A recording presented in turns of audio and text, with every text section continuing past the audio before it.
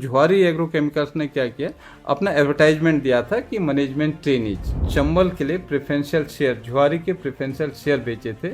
उस समय मुझे याद है 73 रुपीज पर प्रेफरेंशियल शेयर हमने किए थे। ठीक 5 मिनट पहले, जस्ट 5 मिनट्स बिफोर, ठीक है, पूरी फायरिंग हुई। पुलिस चौक से लेके फुवारा चौक से लेके बस अड्डे से लेके वहां तक का पूरी लाशें बिछी हुई, dead body.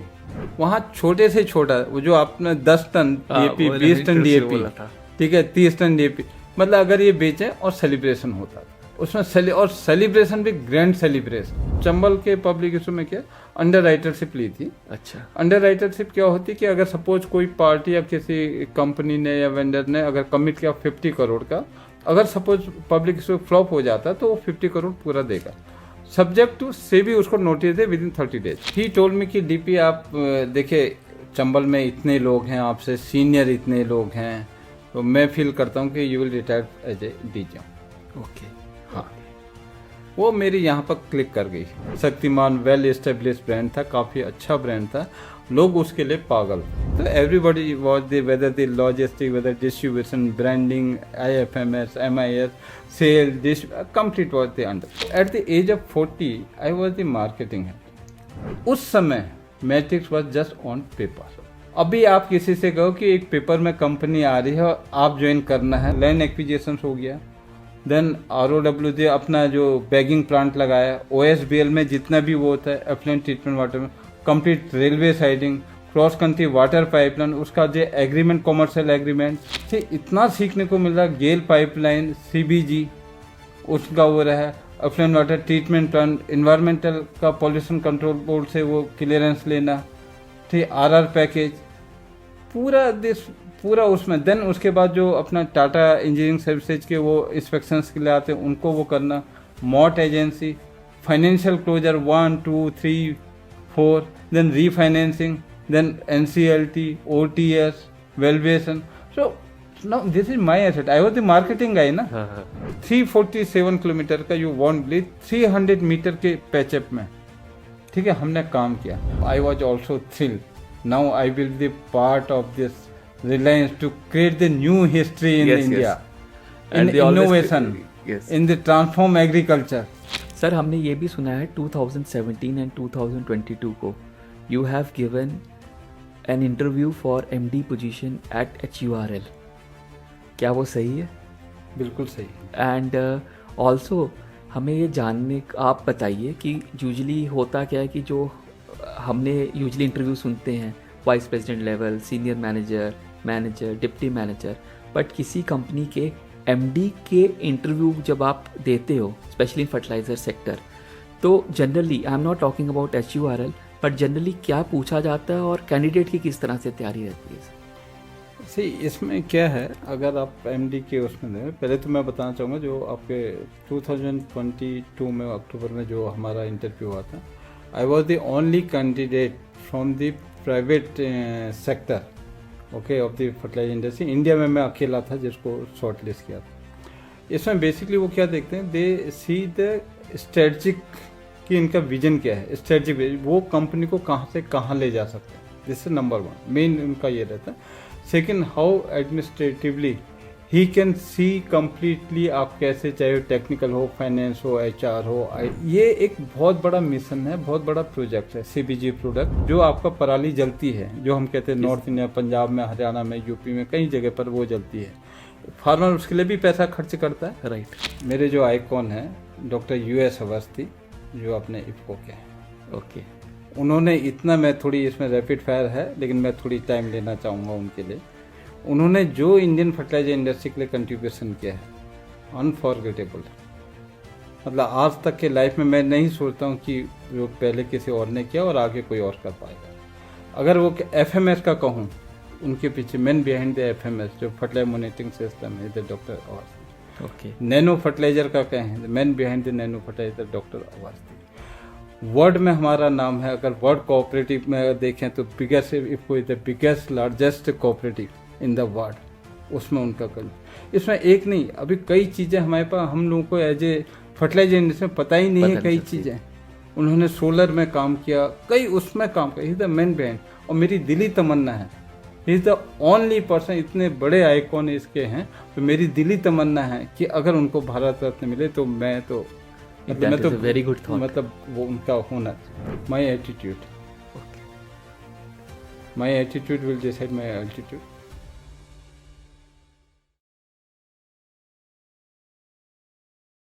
Hello, welcome to Supal Sharma show. आज का पॉडकास्ट बहुत स्पेशल होने वाला है क्योंकि आज जो हमारे गेस्ट है उनका मोर देन 40 इयर्स का एक्सपीरियंस है इंडियन एग्रीकल्चर में। उन्होंने जब अपने करियर की शुरुआत की थी उस टाइम पे 10 टन 20 टन डीए बेचने पर भी सेलिब्रेशन होता था। उन्होंने आगे अपनी जर्नी में इंडिया की मेजर फर्टिलाइज़र इंडस्ट्रीज़ में कंट्रीब्यूट किया, जैसे जुआरी, चंबल, इंडो गल्फ, मैट्रिक्स और अदर्स कंपनीज। और आज today he is business head in fertilizer in Reliance Industries Limited. Yes, Reliance Industries Limited is in fertilizers now, and we know whatever Reliance do, they do it in a big way and an impactful way. So let us welcome Mr. Dinesh Singh, Business Head, Fertilizer, Reliance Industries Limited. Welcome sir. Welcome to the show. Thank you, Supal. और sir कैसे हो? Good, I'm good. How are you? Fine sir. All well? All well, all well. Sir सबसे पहले आप अपनी initial life के बारे में बताओ। See, Supal, this basically I belong to a middle class family of the Uttarakhand. Uttarakhand में एक छोटा सा गांव है लमगड़ा कपकोट, तो मैं वहाँ को बिलोंग करता हूँ। मेरे father and grandfather Nainital district में हल्द्वानी एक छोटा शहर है उसमें आए। तो मेरा जो जन्म हुआ था नैनीताल रामजे हॉस्पिटल में हुआ था। तो मेरी सारी स्कूलिंग जितनी भी हुई थी up to the 12th standard वो मेरे हल्द्वानी में ही हुआ। तो आई बिलोंग टू हल्द्वानी। वहीं मेरा सारा बचपन और अपना टीनेज सारा जो कहते हैं वो सारा मेरा हल्द्वानी में ही हुआ था। और हल्द्वानी में मतलब आप 12th तक हल्द्वानी में ही थे? हाँ, 12th में हल्द्वानी में था। बहुत हाई फाई स्कूल नहीं था, बहुत सिंपल, उस समय काफ़ी सिंपल स्कूल हुआ करते थे। इवन मैं बताना चाहूँगा कि मेरे जो स्कूल की छत थी इंटर में वो टिन की छत थी। अच्छा। यस। और काफ़ी गर्मियों में तो वो एकदम गर्म हो जाती, एकदम गर्म होती थी, बरसातों में काफ़ी आवाज़ आती थी। तो इस टाइप से वो था। तो मतलब उधर से मैं बिलोंग करता हूँ, वहाँ से मेरी जर्नी स्टार्ट हुई। और +2 के बाद सर? +2 के बाद में फर्स्ट अटेम्प्ट में पन्नागर यूनिवर्सिटी में निकला। एक मतलब रिटर्न एग्जाम हुआ, then followed by this interview, उसमें मैं निकला। उस समय उत्तराखंड एंड यूपी जो है एक हुआ करता था, इट्स अ कम्प्लीटली यूपी था। तो उसमें पन्नागर यूनिवर्सिटी जो है जीबी पंत यूनिवर्सिटी जो गोविंद वल्लभ पंत जी की वो थी, तो इंडिया की फर्स्ट यूनिवर्सिटी थी एग्रीकल्चर यूनिवर्सिटी एंड एशिया की number 1 agriculture university that time. तो काफ़ी, तो उसमें कौन से ईयर की बात होगी? ये मैं 1983 में मेरा वो होता। अच्छा। मैं एक छोटा सा एक एग्जाम्पल और बताना चाहूँगा कि उस समय वहाँ निकलना बहुत टफ था। वो पैन इंडिया था एंड यूपी का वो था, अपना पूरा स्टेट यूपी का था। तो उस समय कोई ऐसा, आई बिलोंग टू उत्तराखंड, तो पहाड़ी बोलते हैं, उसके लिए उत्तराखंड के लिए कोई रिजर्वेशन ऐसा कुछ नहीं था। अच्छा। तो simple as a general candidate मैंने एग्जाम दिया। और हमारे जो बड़े भाई साहब हैं उनके एक दोस्त, मतलब उनका दोस्त था, वो 3-4 साल से ट्राई कर रहा था उधर। अच्छा। ओके। जब वो 3-4 साल से ट्राई कर रहा था तो एक दिन वो मुझे मिले कि बोले क्या कर रहे हो? मैंने कहा सर पन्नागर का वो देना है रिटर्न टेस्ट और उसका, तो उसके लिए तैयारी कर ले, अभी 2-3 साल और लगेंगे। तो 2-3 साल के बाद तो तब तक तो हो ही जाएगा। तो हुआ ये कि मैं उसी फर्स्ट अटेम्प्ट में निकल गया और वो उस अटेम्प्ट में भी नहीं हो पाई। और उस टाइम एग्रीकल्चर यूनिवर्सिटीज़ के लिए क्रेज़ कैसा था सर? उस समय बिकॉज हम तो वहाँ एक छोटे से शहर में थे और वो बहुत बड़ी यूनिवर्सिटी थी, इंडिया एशिया की नंबर 1 यूनिवर्सिटी थी। तो हमारे लिए उधर बहुत बड़ा क्रेज था, बहुत बड़ा, कि हमें वहाँ निकल जाए तो हमारा सपना पूरा हो जाएगा, ये ड्रीम था उस समय। अच्छा।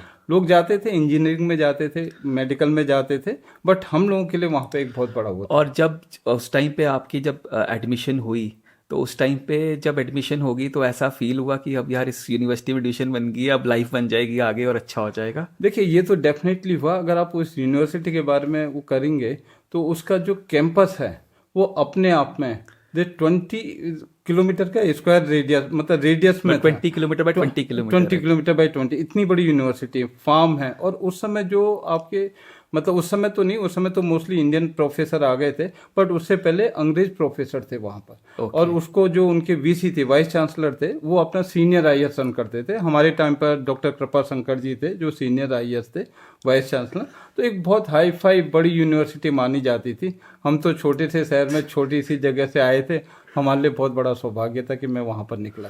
सर, छोटे से गांव से, छोटे से शहर से जब वो विद्यार्थी पंतनगर यूनिवर्सिटी गया, जिधर पूरे इंडिया के और पूरे यूपी से अच्छे अच्छे बच्चे सिलेक्ट होके आते हैं, तो उधर आपको कैसा एक्सपीरियंस मिला? देखिए, जो मेरा एक्सपीरियंस एंटायरली डिफरेंट था। इसमें क्या है कि एक तो मैं हिंदी मीडियम से था, वहाँ purely English medium. Then ragging भी चलती थी उस समय। हाँ। एंड हम 8 स्टूडेंट के ऊपर एक हमें प्रोफेसर दिया जाते थे जो अपना एडवाइजर होते, एकेडमिक एडवाइजर हमारे थे, और जो हमें टाइम टू टाइम गाइड करते थे।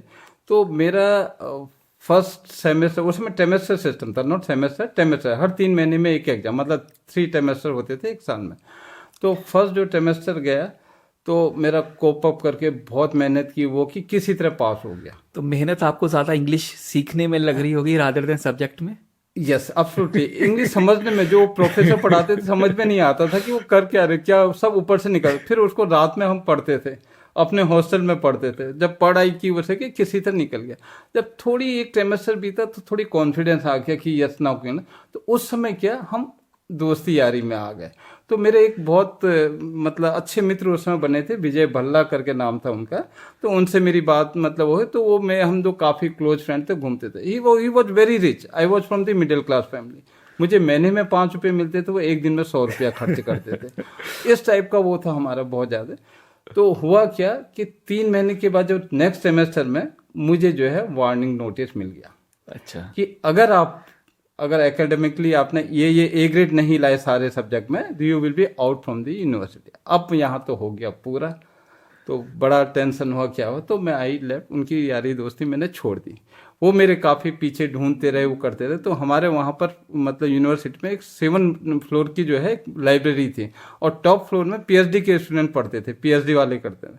तो मैं क्या करता था, जब क्लास शुरू होती थी उसके 10 मिनट बाद जाता था क्लास में, और जब खत्म होने की थी 5 मिनट पहले आउट हो जाता था, ताकि कोई मुझे कैच नहीं कर पाए कि कहाँ। साइकिल थी मेरे पास, साइकिल से सीधे लाइब्रेरी गया।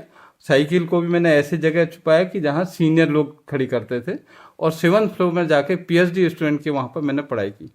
पूरी यारी दोस्ती सब छोड़ी, सब कुछ किया।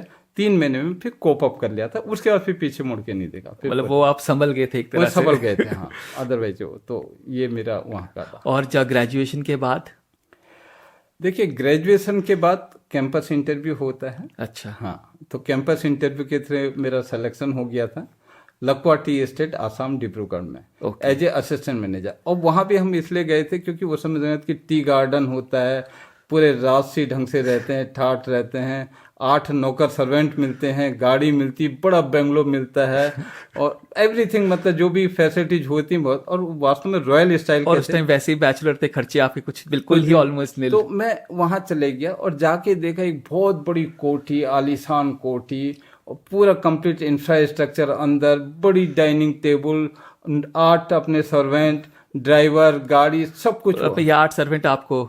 यस। ओके। तो उसके बाद जो है पूरा वो रहा। जब वहां गए तो I was the only person जो पैंट शर्ट में था। I was the only person जो पैंट शर्ट में था, बाकी 100% लेबर। अच्छा। और 40 किलोमीटर का टी स्टेट था वो, 40 किलोमीटर की रेडियस का। तो नाउ 1 महीना रहा, 2 महीना, 3 महीना रहा, तो आई थॉट कि नाउ अब यहाँ चलेगा नहीं, ऐसे लाइफ अपनी चलेगी नहीं। तो उसके बाद देन फिर आई लेफ्ट दैट जॉब। उसके बाद तो मेरे एक और उससे पहले आपकी पहली जो सैलरी थी वो कितनी थी? देखिए, मेरी पहली सैलरी 1600 रुपीज पर मंथ थी। और उस टाइम के हिसाब से कैसी थी वो?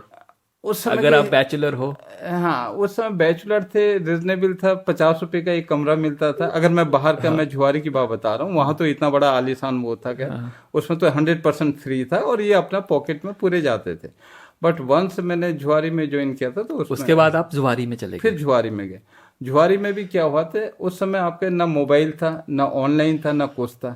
लाइब्रेरी हुआ करती थी, वहाँ सारे पेपर आते थे। तो जुआरी एग्रोकेमिकल्स ने क्या किया, अपना एडवर्टाइजमेंट दिया था कि मैनेजमेंट ट्रेनीज। तो मैं रानीखेत जगह है, वहाँ एक मेरे सुपर सीनियर थे विपिन बेनाली, तो उनसे मैंने बात की। तो बोले क्या कर रहा डीपी? तो मैंने कहा कुछ नहीं सर, तैयारी कर रहे हैं, अभी टी गार्डन छोड़ के आया हूँ, मज़ा नहीं आया वहाँ। बोले जुआरी की वो निकली है, वो भर ले। तो मैं क्या घर आया, उसके बाद मैं लाइब्रेरी गया, लाइब्रेरी में सारे पेपर्स आने, वो कटिंग देखी, एप्लीकेशन भरी, भेज दी बाई पोस्ट, ओके। और कॉल लेटर आ गया। और जब कॉल लेटर आया तो बहुत खुश हुआ। तो लखनऊ में क्लार्क अवध होटल, उस समय वहाँ का सबसे बड़ा होटल था। अच्छा। वहाँ मेरा रिटन टेस्ट हुआ, फिर फर्स्ट इंटरव्यू हुआ, और देखे फिर हम घर आ गए। ओके। उसके बाद ही 1 महीने के अंदर वहाँ से फाइनल नहीं, इंटरव्यू, उस टाइम पे रिटन टेस्ट होता था? रिटन टेस्ट हुआ था। मतलब जैसे यूजुअली कॉलेजेस के लिए होता है यूजुअली Right, रिटन वैसे टेस्ट, उसे आजकल तो job- इंटरव्यूज ही होते हैं। राइट, उस समय जॉब के लिए रिटन टेस्ट था पूरा पूरा, मतलब 1 घंटे 15 मिनट का पूरा 1 घंटे का था, 1 घंटे 15 मिनट का पूरा रिटन टेस्ट था। उन्होंने सारे क्वेश्चन दिए थे और ऑब्जेक्टिव टाइप के क्वेश्चन थे उसमें, चाहे जॉब ये तो ऐसे आप किसी एजुकेशनल इंस्टीट्यूट के लिए जैसे पेपर दे रहे हो वैसा ही था। Same correct. तो इस हिसाब से हमारा वो हुआ। तो और ये जो आप बता रहे हो ये मैनेजमेंट ट्रेनी के लिए था? For management training. Okay. For management training. उसके बाद फिर हम वहाँ गोवा गए, गोवा में बुलाया। गोवा मेरे ख्याल से जुआरी का हेड ऑफिस है, मेन ऑफिस। जुआरी का मेन ऑफिस वहाँ गोवा में, गोवा में, अपना जुआरी नगर गोवा में था। बहुत बड़ा ऑफिस है, just like 5 star hotel. First time उसमें ग्रेनाइट में हम चलते थे, फीलिंग ही अलग होती है उस समय का, जो हमने देखा तो फीलिंग ही अलग होती थी। तो ये सारा जब मैं गया, अब फर्स्ट टाइम मैं जो है अपने घर से, टी गार्डन तो वैसे गया हूँ मैं अपने दोस्तों के साथ, लेकिन फर्स्ट टाइम मैं अपने घर से गोवा अकेले गया। अब अकेले पेरेंट्स छोड़ते नहीं या वो नहीं करते, जो अपना पिक्चरों में देखते पुराने हीरो की अटैची जो देखते थे वो लेकर के हम गए। टिकट मेरे पर कोई रिजर्वेशन नहीं था, इंटरव्यू था। तो मैं दिल्ली में गया, दिल्ली में ट्रेन में टिकट लिया, जो वो था अपना 2nd क्लास का जो भी टिकट है, उसका निकला। मैं कुली से पूछा कोई रिजर्वेशन मिलेगा? बोले हाँ सब मिलेगा, और वो मेरी अटैची लेके भागने लग गया। ठीक है, मैं उसके पीछे पीछे भागा, फिर मैंने उससे अटैची छीनी।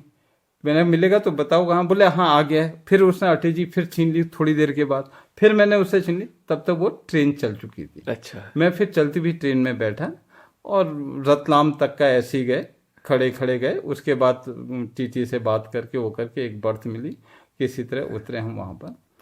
अब जब बॉम्बे में उतरे, अब ये नहीं पता कि कहाँ से जाएंगे। बॉम्बे में ये नहीं पता था कि हमें कहाँ से मिलेगी, हमें किसने बताया था, वो अपना जो है गेटवे ऑफ इंडिया में बस रहती। अच्छा। अब कॉन्फिडेंस लाना है नए शहर में, नहीं तो कोई भी चला जाएगा, तो उसके लिए क्या किया जाए। तो मैंने बुलाया, बाहर निकला, मैंने कहा टैक्सी आए, टैक्सी में बैठ गया। बोले कहाँ जाना साहब? बोले गेटवे ऑफ इंडिया। चलो, कुछ नहीं बताया उसको मैंने कि कहीं मेरी इधर उधर ना कर दे। जब चलते हुए मैंने उससे बात करनी शुरू की, तो अपना इलाहाबाद का था, प्रयागराज जिसको बोलते हैं, तो इलाहाबाद का था। उसके बाद उससे बात करते करते थोड़ी पहचान हुई, और वहाँ हम गेटवे ऑफ इंडिया पहुँच गए। अब वहाँ गए, कोई बस ही नहीं थी पूरा। मैंने उससे पूछा यार यहाँ वो गोवा की बस थी चलती थी? बोले साहब वो तो कब के वो हो गई, वो तो अब वहाँ से चलती है। मैंने कहा चल वहीं चल। तो फिर वो उधर ले गया, और उसके बाद जो है अपना हम बस में बैठ गए, टिकट लिया। वो क्या रात को चलनी थी। उस दिन मंगलवार का दिन था, और मैं फास्ट रखता हूँ मंगलवार का उस समय। अब क्या किया जाए, अब खाना तो था नहीं, अब रास्ते में कभी पता नहीं बस रुकेगी नहीं, नाइट वो है, तो हमें ये सोचा कि कहीं कुछ नहीं रुकेगी। उस समय इतनी वो भी नहीं थी। तो उसके बाद जो है हम गए, ऐसे ही टहल रहा था मैं स्ट्रीट में, तो एक आज जो सैंडविच बोलते हैं वो वाला था। आई वॉज नॉट अवेयर कि इसे सैंडविच बोलते हैं। ठीक, कभी हमने ब्रेड ऐसे सैंडविच ऐसे बना के कभी खाए नहीं। ठीक है, फिर उसके बाद क्या हुआ, मैं गया तो किसी एक बंदे ने लिया, और उसने, मैंने पूछा कितने का है, उसने कहा 2 रुपये का है। और अच्छा, उसने जो है उस बंदे को पूरी ब्रेड की पैकेट सैंडविच बना के इतना बड़ा दे दिया। मैंने कहा यार ये अच्छा इतना बड़ा 2 रुपये का, मैंने कहा 2 रुपये का दे देना। और जब मुझे दिया उसने सिर्फ 2 ब्रेड दी। मैं लेके आ गया। तो इस हिसाब से हम गए गोवा, और वहाँ पर फिर इंटरव्यू वगैरह हुआ, और उसी दिन उन्होंने फिर फाइनल भी कर दिया कि ये सेलेक्ट हुए, शॉर्ट लिस्टेड हुए। मेडिकल फिर वहीं हो गया था, फ्री कर दिया था हमें, ज्वाइनिंग डेट, ऑफर लेटर सब कुछ वहीं से मिल गया था। सर उस टाइम जुआरी कैसा था? मतलब जुवारी एज ए कंपनी कहाँ तक इस्टेब्लिश थी और कैसी थी सर इंडिया में? देखिए, जुआरी जो है वो डॉक्टर के बिरला ग्रुप की कंपनी थी, एंड उसमें जो है उनका collaboration US x steel corporation के साथ, और साउथ एंड वेस्ट में वेल एस्टेब्लिश, मतलब अच्छा एक नाम था जुआरी का, क्योंकि 83 में आया, वो काफ़ी पुराने थे तो अच्छा उसमें था। उनका डीएपी काफ़ी बाद में बहुत ज़्यादा पॉपुलर हुआ, काफ़ी अच्छा हुआ इस चीज़ का, तो उन्होंने हमें ऑफर दिया और उसके बाद जो है हम अपना आगरा आ गए। आगरा में हमारा रीजनल यूपी का स्टेट ऑफिस था, मुझे अभी भी याद है, E181 कमला नगर आगरा, वहाँ हमारा था। हम सारे जितने भी आज चंबल में कहें या उसमें जितने भी सब जगह फैले हुए हैं, सब उस समय हमारा एक ग्रुप था। उस ग्रुप में कौन कौन थे? इसमें देखिए, जो आशीष श्रीवास्तव चंबल में अभी जो वाइस प्रेसिडेंट मार्केटिंग है, आशीष वो थे। श्रीवास्तव, हाँ, अच्छा। राकेश नागपाल थे, और भी काफ़ी लोग हैं, काफ़ी लोग रिटायर भी हो गए हैं। अच्छा। ये अभी वर्किंग में है। राकेश नागपाल अपने दांगोटे में हेड थे, एंड आशीष श्रीवास्तव चंबल में जो है वाइस प्रेसिडेंट मार्केटिंग। ये और भी काफ़ी लोग तो थे। फिर अपने जो इसके जीएसएफसी के एग्जीक्यूटिव डायरेक्टर जो एसपी यादव जी थे, वो हमारे साथ के ही हैं। अच्छा अच्छा। दुष्यंत त्यागी जो है अपना, जो अभी सीईओ हैं फार्म गेट के, वो साथ के ही हम लोग हैं। अच्छा अच्छा। तो फिर उसके बाद आपकी जो उधर फील्ड लेवल में जुवारी में आपने काम किया, कहाँ कैसे किया था सर? देखिए, फील्ड लेवल में क्या हुआ हमारा हुआ, उसके बाद 3 महीने रहने के बाद आगरा तो मेरी पोस्टिंग कर दी मैनपुरी में, और उसमें हमने क्या किया, एक सम्राट डीएपी की तो रैक आती थी कभी कभार, उसमें बेसिक उसमें हमने क्या किया, चंबल के लिए प्रेफरेंशियल शेयर, जुआरी के प्रेफरेंशियल शेयर बेचे थे। उसमें मुझे याद है 73 रुपीज पर प्रेफरेंशियल शेयर हमने किए थे।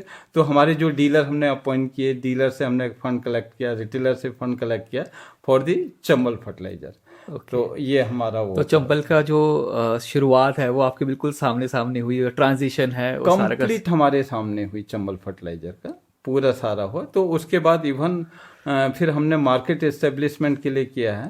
तो अगर मैं बताऊं तो जैसे हमारे जो बॉस थे मिस्टर केपी राजन थे, अच्छा। तो उन्होंने mister Rakesh Nagpal, since he was Punjabi, तो उनको वहाँ इलाहाबाद, सॉरी जैसे अपना लुधियाना, उनके पंजाब में पोस्टिंग की।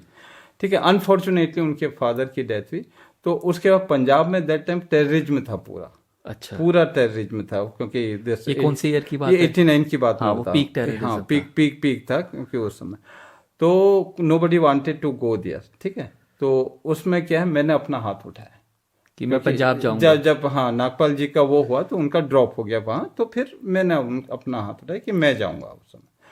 तो उन्होंने ठीक है मेरा वो किया, बट वंस मेरे पेरेंट को पता चला, वो फिर काफ़ी वो हो गए, टेंशन में आ गए।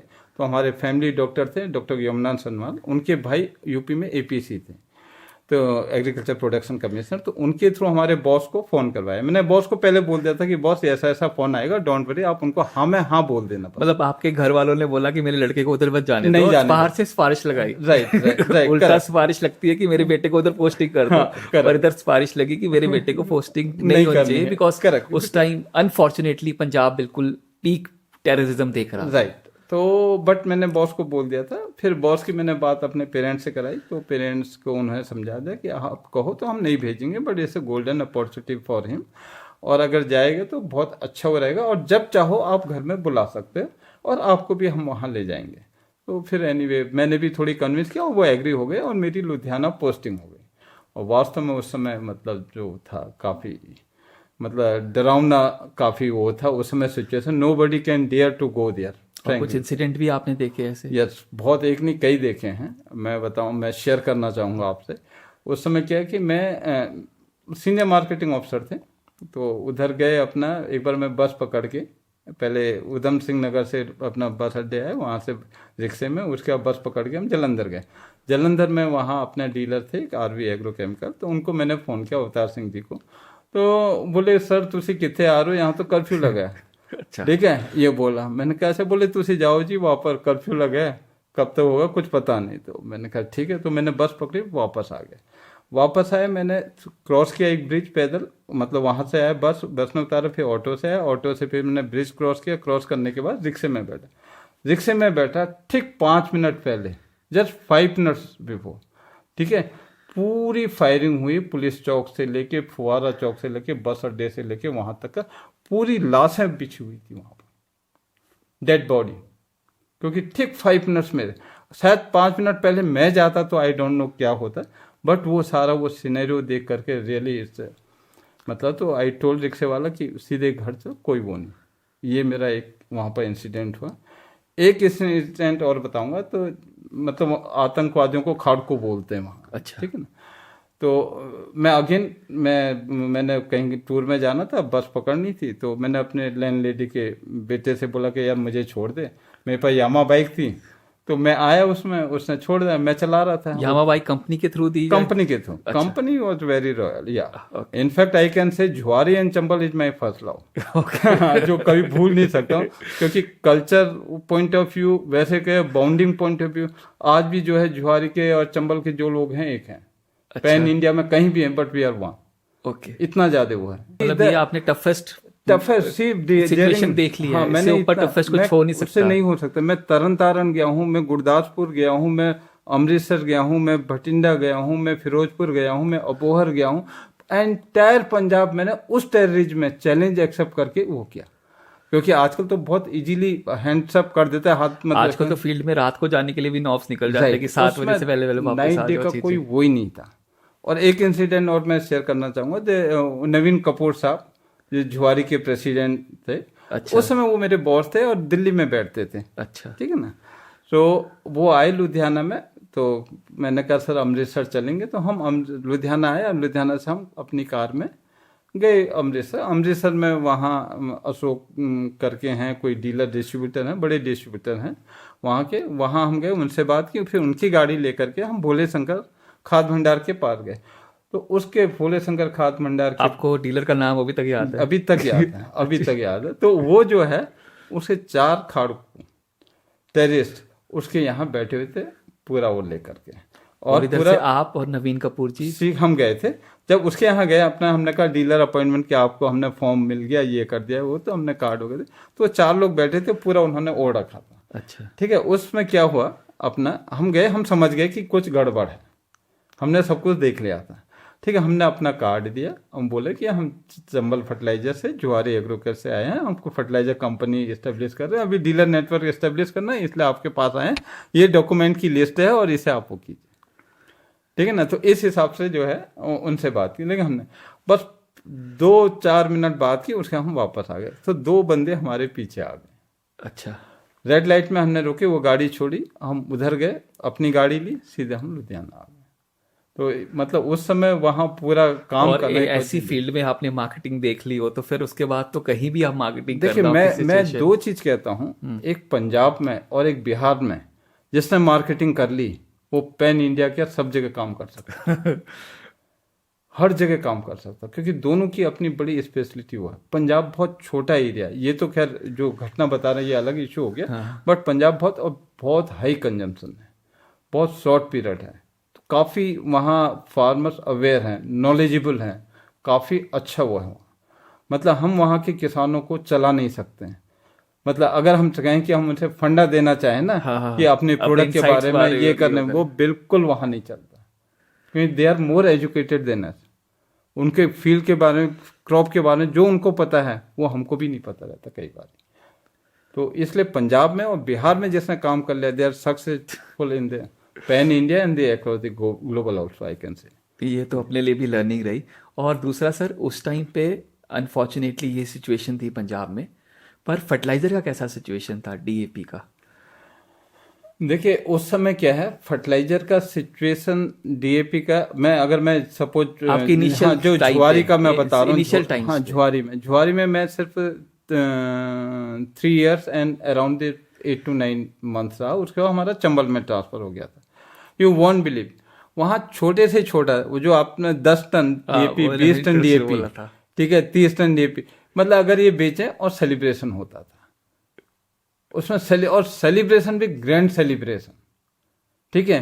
आप मैं इतने उसमें मेरा अपना, हम श्रीनगर गए, वहाँ सेलिब्रेशन हुआ 10 टन बेचने में। यस हम श्रीनगर गए, ठीक, वहाँ हमारी कॉन्फ्रेंस हुई श्रीनगर में, और पूरा हुआ। बेंगलोर हम गए, इंदौर में हमारा सेलिब्रेशन हो, गोवा में हमारा सेलिब्रेशन हो। तो मतलब अब मैं समझ सकता हूँ कि कितने इनिशियल फेज में इंडस्ट्री होगी। एवरी 6 months में आपको इतने ग्रैंड लेवल पे सेलिब्रेशन होना, जस्ट से as a management training marketing और सीनियर मार्केटिंग ऑफिसर, तो कितना हाई फील करते होंगे हाँ हाँ हाँ। उस समय। और आपको भी हाई फील होता है, घर वालों को भी हाई फील होता है, मेरा बेटा इधर जा रहा है उधर जा रहा है, ऐसे होता है। स्टे अपना 5 स्टार होटल में, 5 स्टार होटल में उसमें करेंगे तो काफी एक वो होता है। एंड यू वॉन्ट बिलीव, हमने वहीं से एक एक चीज करके सीखी, क्योंकि I belong to middle class family. एक हमें कुछ नहीं पता सैंडविच क्या होता है, इवन सूप क्या होता है। ठीक है, घर में वो टमाटर का शोरबा बनाते हैं, बट सूप क्या होता है। जब वहाँ 5 स्टार में मुगल शेरेटन आगरा में भी हमारे कॉन्फ्रेंस, उसमें हमें होता, हमारी पार्टी चली शाम को, ग्रैंड पार्टी होती थी, तो सूप वहाँ पर सर्व हुआ था पूरा। तो आई वॉज नॉट अवेयर कि इसे सूप बोलते हैं। अच्छा। ठीक है, और मुझे ये भी नहीं पता ये ठंडा है या गर्म है, और मैंने ले लिया और मेरी टंग जल गई। लेकिन मैं सब दूसरी जगह से इतना एनालिटिकल था कि देखा कि वो है ना, मैंने जल नहीं दी और आराम से निकालिए रख दी, so that nobody could notice me. और एक और चीज़ मैं, क्योंकि मुझे इस चीज़ से बहुत इंटरेस्ट है, क्योंकि हमने ज्वारी और चंबल को इस्टेब्लिश होते हुए देखा हुआ है। और जब चंबल आया तो इसका आईपीओ आया था, कैसे आया था? राइट, तो उसमें क्या है, जब हमने वो किया तो चंबल हमने चंडीगढ़ ऑफिस में इस्टेब्लिश किया, तो गोगिया साहब मेरे बॉस थे, और दिल्ली ऑफिस में नवीन कपूर साहब थे, लक्ष्मी नारायण साहब हमारे मार्केटिंग हेड थे, वाइस प्रेसिडेंट। तो उस समय हमारा आईपीओ 93 में आया। 93 में आया? 93 में आया। तो उसमें क्या है, तो बॉम्बे वॉज द मेन, तो कपूर साहब ने मेरा नाम रिकमेंड किया, नवीन कपूर साहब ने मेरा नाम रिकमेंड किया to go to the Bombay to handle the complete logistic part. और जो फॉर्म होम होते थे उसमें मैनुअल होते थे, अभी तो ऑनलाइन आईपीओ का आप फॉर्म भर लीजिए, वो but this is completely different what you are doing, मतलब सेल्स से और ये सब एंटायरली डिफरेंट। सी वो तो आप पूरा एंटायरली, सी माई लाइफ अगर मैं आगे भी और काफी जर्नी चलेगी, तो बिल्कुल entirely you have to accept the challenges, you have to do the something new and different, then only you can write. ठीक है, and you will, and once you get the knowledge, do the different thing, so it is your asset, not the company asset, right? तो मुझे वहाँ भेजा, वहाँ मुझे क्या है, इसे शेयर के फॉर्म प्रिंट करवाने थे, और उसके बाद उसका लॉजिस्टिक देखना था कि सब जगह पैन इंडिया में, इवन ग्लोबल ऑल्सो, हमें वहाँ से डिस्पैच करवाना था, और फिर इंश्योर करना था कि वहाँ पहुँच गए या नहीं पहुँचे। अच्छा, एक this was the one thing. Second was मेरा था कि कोई अगर सपोज ब्रोकर्स की मीटिंग वगैरह होती थी, मीटिंग का वो ऑर्गेनाइज कराना का वो था उसमें। और मेरे साथ जो मिस्टर सुरेश कृष्णन है, उनका मैं बैकग्राउंड तो really, mister Suresh Krishnan, he is the right now the MD of this PPL, Paradip phosphate limited. तो उनका बैकग्राउंड बेसिकली इंजीनियरिंग का है। अच्छा, ही was the senior engineer, I was the senior marketing officer. तो उन्होंने जो है अपना फाइनेंस का कोर्स करके ही असिस्टेड भल्ला साहब जो वाइस प्रेसिडेंट फाइनेंस थे। अच्छा, जो अपना पूरा फंडिंग का इसमें उन्होंने हेल्प किया, और जो अपना पब्लिक इशू में वो किया। तो he was attach with Bhalla साहब। तो उन्होंने पूरा मतलब ऐसे, तो वहाँ पर वो सारा हमारा जो टेन्योर रहा 6 महीने का, ओके, वहाँ सारा मतलब 6 महीने हमने हैंडल किया। जुआरी के ऑफिस में बैठते, नारीमन पॉइंट में था आपका, मोस्ट प्रॉब्ली शायद 23rd फ्लोर था या 17th फ्लोर था। अच्छा। नारीमन पॉइंट में बिल्डिंग में उस समय 2 इंसिडेंट हमारे वहाँ भी हुए थे। अच्छा, मतलब ये पिक्चर पूरी थ्रिल है। उसमें 2 हुए थे। एक तो अपना सीरियल बम ब्लास्ट हुआ था 93 में। अच्छा, ठीक है, जैसे ही वो हुआ, सायरन बजा, पूरे अल्फा तफरी मच गई, और मैं भी सीधे, सब लोगों ने कहा भागो भागो भागो, हम भी अपना। तब आप उधर ही थे? मैं वहीं था। वो उसमें 17 या 23rd जो जुआरी का ऑफिस है, उससे नीचे आए, और ना हमें कोई कैब मिली, ना कोई गाड़ी मिली, कुछ नहीं। तो कोई एक साइकिल में मजदूर जा रहा था, मैंने उससे लिफ्ट ली। ठीक है, उसके साइकिल में बैठा, और उससे बैठ करके फिर मैं अपने वहाँ होटल प्रेसिडेंट और होटल डिप्लोमेट 2 जगह मेरा वो था, कभी वहाँ रहता कभी वहाँ, तो वहाँ तक उसने मुझे छोड़ा उसमें। एक तो ये एक बड़ा वो था, मतलब उस समय really very horrific, very unfortunate incident जो आज तक वो है जी। और एक उस समय दिव्या भारती का जो हुआ था, एक वो केस उस समय वो हुआ था।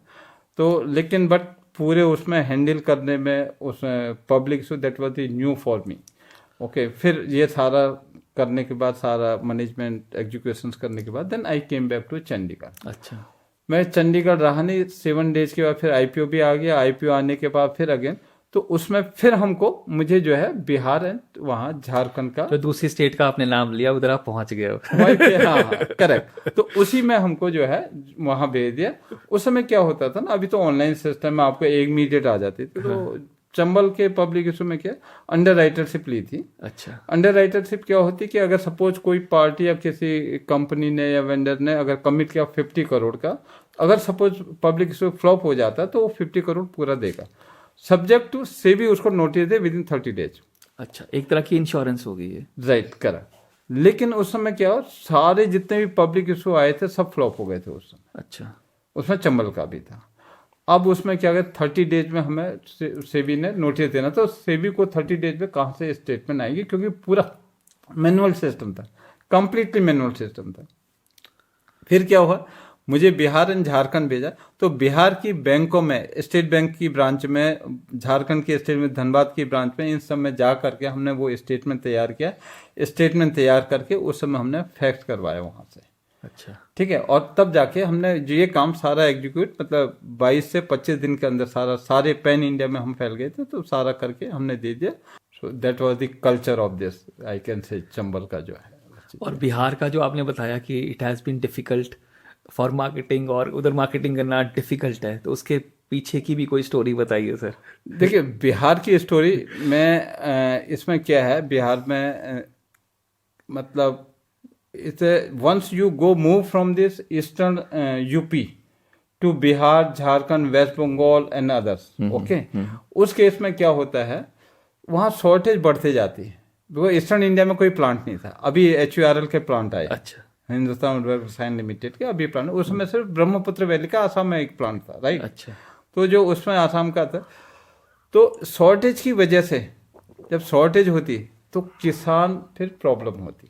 इसकी वजह से जो अपने डिस्ट्रीब्यूटर हैं या कोई भी बंदा हो, दे वांटेड द डीलरशिप, तो उसको हैंडल करना अपने आप में एक यूनिकनेस है। Nobody can this handle that, ठीक है। उसको मतलब हैंडल करने से डिफिकल्ट है, और जिसने उसको हैंडल कर लिया, ही इज अगेन सक्सेस। इधर रियली एडमिनिस्ट्रेटर, रियली मार्केटियर, मतलब एक स्ट्रॉन्ग उसका वो रहता है, कैसे उसे हैंडल करना, इसे अपने आप में एक यूनिकनेस थी। ये बिहार का हुआ। और उसके बाद हमारे खुफरी में, नॉट खुफरी, शिमला के पास एक रिसोर्ट में हमारी एक मीटिंग हुई चंबल की। उसमें मिस्टर एस मोहन थे, वो the CHRO of Chambal fertiliser, और हमारे मार्केटिंग है और सारे मार्केटिंग के बंदे आए थे।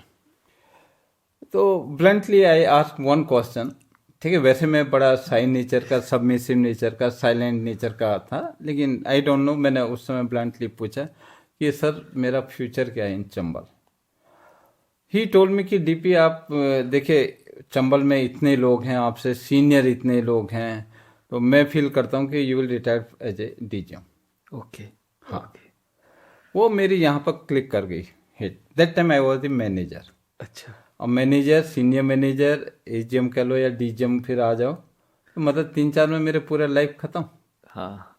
वो उस समय that was the, I give thanks to him on camera.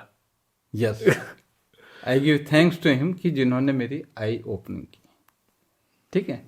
तो उसके बाद फिर क्या तो हुआ? उससे हमें एक सीखने को भी मिलता है कि जब आप ऑर्गेनाइजेशन में हो तो you always foresee your future also, कि नेक्स्ट 5 years 10 years के बाद where you would be going in that particular organization and how you would be contributing to that organization.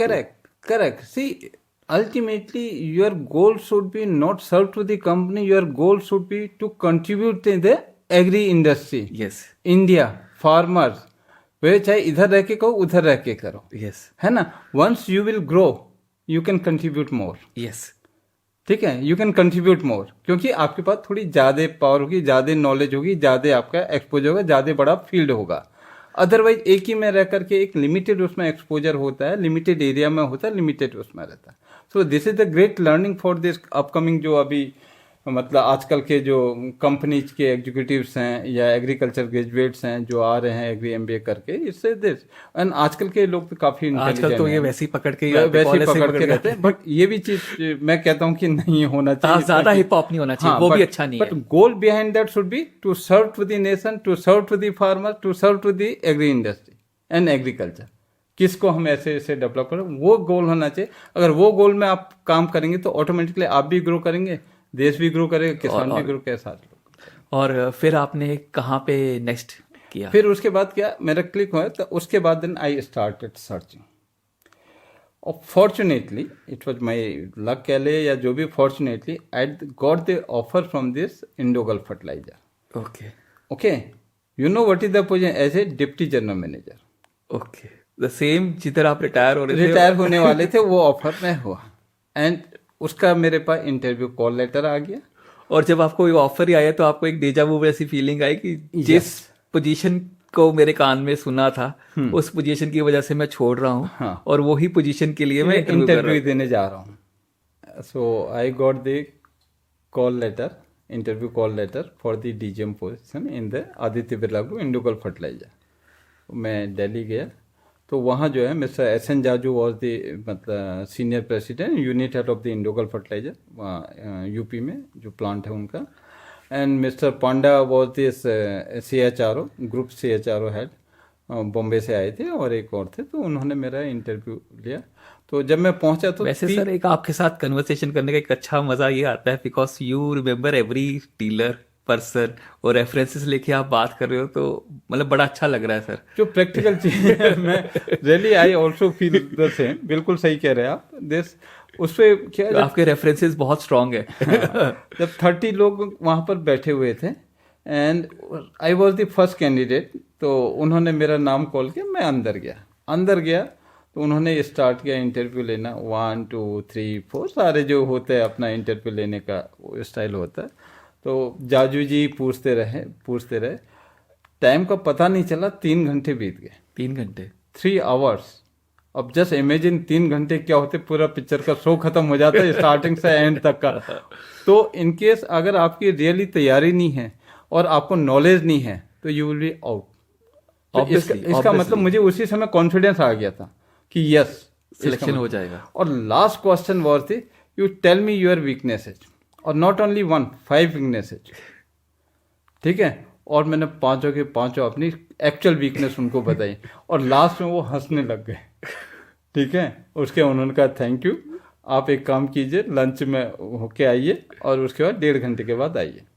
और यू वॉन्ट बिलीव, जब मैं 1.5 घंटे के बाद आया तो सारे के 30 जो है निपटा करके उन्होंने खत्म कर, because they have already made up mind और डिसाइड कर लिया. अनफॉर्चुनेटली जो 30 लोग थे जो बाहर वेट करे उनके लिए 3 घंटे वेट करना बहुत ज्यादा पेशेंस वाला तो काम जब मैं आया तो मेरा आपके लिए बहुत अच्छा था. सारे वो चेहरा ही मेरा देखने लगे कि ये हम कहाँ आ गए, क्यों आ गए, कैसा है. जब एक ही का इतना लेना था तो हमें बुलाया क्यों. That was the feeling. तो वो सारा मेरा तो सबको लग गया था.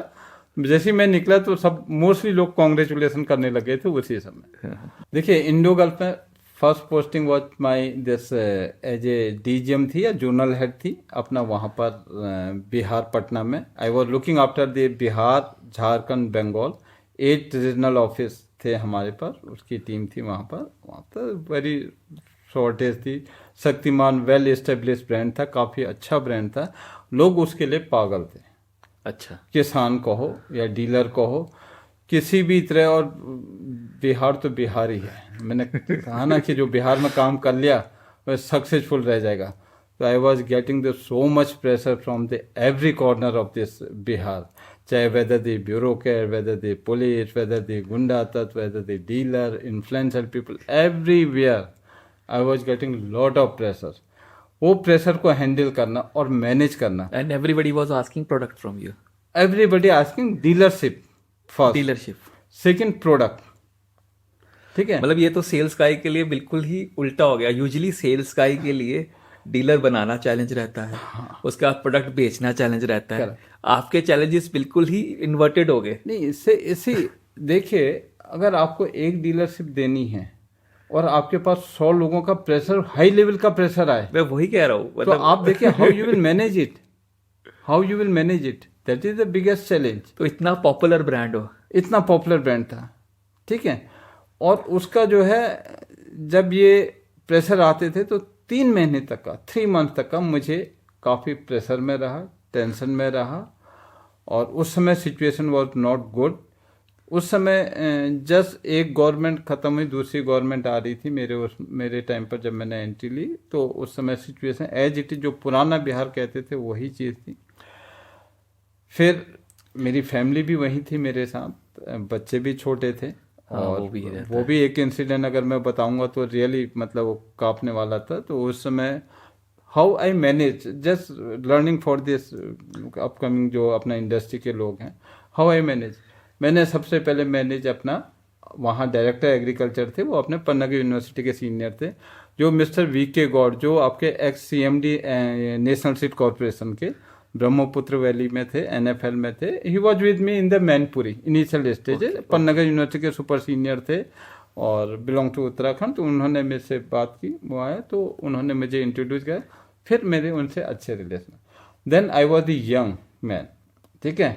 बाकी सबकी पुरानी पोस्टिंग थी, तो APC थे वहाँ पर, AK सिन्हा साहब, पूरी इंडस्ट्री कांपती थी उनसे, पूरे डीलर कांपते थे, एग्रीकल्चर महकमा कांपता था। मतलब he was the just like, मतलब सारे लोग उनके सामने कुछ, Saturday Sunday he was working, he has committed passion to, मतलब ये फर्टिलाइजर इंडस्ट्री को सही कर देना, ठीक है। He was only impress with me, I don't know why, because मैं एक नई एंट्री हुई थी, बाकी को तो सब वो ऐसे ही समझते थे, नई एंट्री थी, और मैं ब्लंटली उनसे डिस्कस करता था, बातें करता था उनसे, ठीक है। इनसे जो भी चीज़ है, एक्चुअल इंसिडेंट उनको बताया, उनके नोटिस में लाइक, तो ही लाइक मी एनी, तो फिर उन्होंने भी मुझे फेवर किया। थर्ड मेरा एक जो, फिर then ultimately the agriculture minister is the supreme authority for the agriculture department, Shri Narendra Singh ji, उनसे हमारा काफ़ी अच्छा वो रहा, जो अपना जैसे जो प्रेशरमैन, पावरफुल मसल्समैन जो होते हैं उधर से वो, तो एक मैंने उनको भी वो किया। पूरी this team was against me कि नो, डोंट अपॉइंट हिम, ठीक है, but only the person favoured me, the managing director and the unit head. उस समय जैन साहब, SC के जैन साहब थे, unit senior president unit head, उन्होंने मुझे फेवर किया। मैंने उनसे एक ही चीज़ कही कि सर, अगर मुझे बिहार में चाहते हैं या इंडो गल्फ में चाहते हैं तो मेरे साथ ये कीजिए, अदरवाइज मैं नहीं कर पाऊंगा, क्योंकि मुझे चारों ओर से प्रेशर है, आई कैन नॉट दे, तो मुझे ये सपोर्ट आपको देना पड़ेगा। और जहाँ तक रिगार्डिंग पैसे की वो है, वो मैं I will give him against this advance only, तो उसको आप डीलर अपॉइंट कीजिए। उसको डीलर अपॉइंट किया, तो आधा मेरा जो दूसरा वो था, वो सारा अपना चुप हो गया। तो सर, जैसे बिहार का आपने जिक्र किया, तो बिहार का भी कोई स्टोरी आप बताइए जो आपके लिए टफ रही होगी उस टाइम पे। देखिए, बिहार मेरे लिए पूरा कम्प्लीटली चैलेंजिंग था। इस real full of action, full of मतलब थ्रिल जो कहते हैं, पूरा फिल्मी ड्रामा की तरह मेरा वो पूरा हो रहा उसमें। अगर मैं शुरुआत में, जब मैं 1 अप्रैल को मैं वहाँ पहुँचा 2006 में, ओके, तो 3 महीने तो मेरे ऐसे ही थे लिटरली मेरे। I was in the best city of India, Chandigarh में पोस्टिंग थी, और उसके बाद मैं पटना पहुँच गया। You see that time Patna, ठीक, क्या सिचुएशन थी उस समय, तो you can not stay and live also this. तो वहाँ मेरी पहुँचे, और 3 महीने तक का लिटरली मेरे आंखों में आंसू थे, ठीक है, क्योंकि मुझे Shaktiman, Indogulf Birla Shaktiman brand was so much popular और इन डिमांड कि उसके लिए लोग भागते थे, उसके लिए कुछ भी कर जाते थे।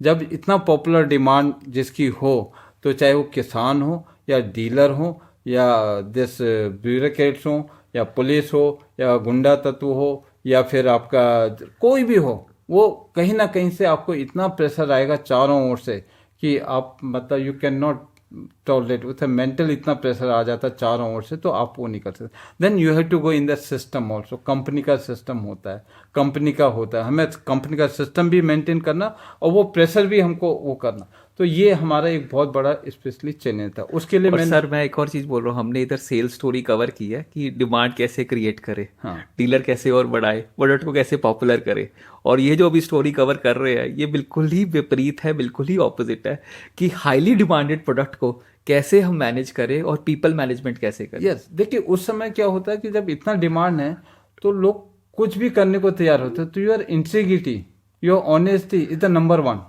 यस, अंडरस्टूड, ठीक है, आप कितना ही पैसा वो देने को तैयार रहते हैं, ठीक है, लेकिन यहाँ पर सबसे बड़ा आता है आपका ईमान, इंटीग्रिटी, ऑनेस्टी। और अगर आपकी इंटीग्रिटी सही है, ऑनेस्टी सही है, फिर how you will handle that, ठीक है, चारों ओर से वो आएगा, प्रेशर आएगा, लेना तो लो, नहीं तो आप करो, जैसे भी करो, तो आपको इधर उधर से सारा वो आएगा। तो वहां पर मेरे साथ ये प्रॉब्लम है। उसके लिए मैंने क्या किया, सबसे पहले डायरेक्टर एग्रीकल्चर वहाँ पन्ना यूनिवर्सिटी के मेरे सुपर सीनियर थे, वी.के. गौड़ साहब, हमारे जो ex CMD national seed corporation and farm के, स्टेट फार्म के जो CMD रहे हैं, उनके मेरे पुराने संबंध थे, पन्नागर के सीनियर थे, मैनपुरी में हमारे साथ ही पोस्टिंग थी। I was the sales officer, he was the development officer in NFL, I was Zuari में था। वहाँ से फिर हम दोबारा वहीं पटना में मिले, तो उन्होंने मेरे से बोला, तब उन्होंने मुझे उनसे लिंक करवाया। मैं उनसे जाके, क्योंकि मेरे सीनियर थे, मैं फैमिली की तरह उनके घर में गया, फैमिली की तरह वहाँ, तो उनसे मेरा संबंध अच्छा हुआ। देन सेकेंड आ गया AK सिन्हा, APC, उनका टेरर था वहाँ पर, बिकॉज वो चाहते थे कि मैं बिहार में ये कौन है? ये AK Sinha was the principal देश एग्रीकल्चर कमिश्नर या agriculture secretary, principal secretary agriculture के लिए, जो भी, ठीक है ना, अलग अलग। तो वो थे, उनसे पूरा वही वांटेड कि बिहार में मैं फर्टिलाइजर इंडस्ट्री को एकदम क्लीन कर दूं। अंडरस्टूड। ठीक है, अभी क्या होता है, पटना से जाता था वहाँ बेगूसराय या वहाँ से नेपाल या इधर, पूरा उन्होंने कहा कि मैं इसे क्लीन कर दूंगा। उसके लिए क्या है, तो उन्होंने पूरे अपने एग्रीकल्चर डिपार्टमेंट को टाइट किया था, पूरे फर्टिलाइजर इंडस्ट्री के एम्प्लॉयज़ को टाइट किया था, सारे लोग। तो हर सैटरडे संडे को वर्किंग करते थे, हमारी मीटिंग कॉल करते थे। उसमें एक के सारे लोग पुराने थे, आई वॉज जस्ट यंग, ठीक है। और यंग होने की वजह से मैं उनसे मिले और ब्लंटली मैं बात करता था। मैं कभी डरा नहीं कि वो इतने खतरनाक, सब लोगों के उसमें भय था उनका, लेकिन मेरे उसमें कोई भय नहीं था, ठीक है। तो वो मुझे लाइक करने लग गए। कुछ भी चीज़ है तो अच्छा, ही इज द पर्सन जो ब्लंटली उठाता है, इसका मतलब इसमें कुछ दम है, ठीक है, इसका मतलब ये गलत नहीं है। तो वहाँ पर उन्होंने उसको वो क्या, नरेंद्र सिंह जी एग्रीकल्चर मिनिस्टर, ठीक है, उधर से हुआ, वहाँ से भी मतलब एक बार जब प्रेशर आया, मेरा भी थोड़ी टेम्पर थोड़ी मेरा वो था, ठीक है, नेचुरली यंग होते हैं तो थोड़ी रहता ही है। तो मैंने उनके OSD को उल्टा, उन्होंने इधर बॉल मारी, मैंने उनको उल्टा मार दी। मैंने कहा बुलाइए, आप कहाँ पर हैं, बताइए कहाँ, तो मैं मिलता हूँ नरेंद्र सिंह जी से, ठीक है। फिर उन्होंने कहा 3:30 बजे आएंगे, मैं मिला उनसे। जब मिला मैं उनसे, ये तो कोई बहुत अच्छे बंदे हैं, और आप विश्वास नहीं करोगे, मेरी जो उनके आधे घंटे की मीटिंग हुई, उसके बाद वो मुझे बाहर छोड़ने तक आए। तो वो भी चाहते थे कि बिहार में एक अच्छा वो फर्टिलाइजर इंडस्ट्री का, ठीक है। तो उसके बाद फिर मेरा उनसे काफ़ी, तो आप देखिए पॉलिटिकली में स्ट्रॉन्ग हो गया, ब्यूरोक्रेट से स्ट्रॉन्ग हो गया, डायरेक्टर एग्रीकल्चर से स्ट्रॉन्ग हो गया। अब लास्ट क्या आ जाता है, डीलर गुंडा तत्व, जो उनके थ्रू करवाते थे, मेरे पर प्रेशर डलवाते थे, ठीक है। उसके लिए क्या है कि एक बहुत सज्जन आदमी, बहुत अच्छे आदमी, पावरफुल आदमी सिवान के थे, मनोज सिंह जी, ठीक है, वो थे।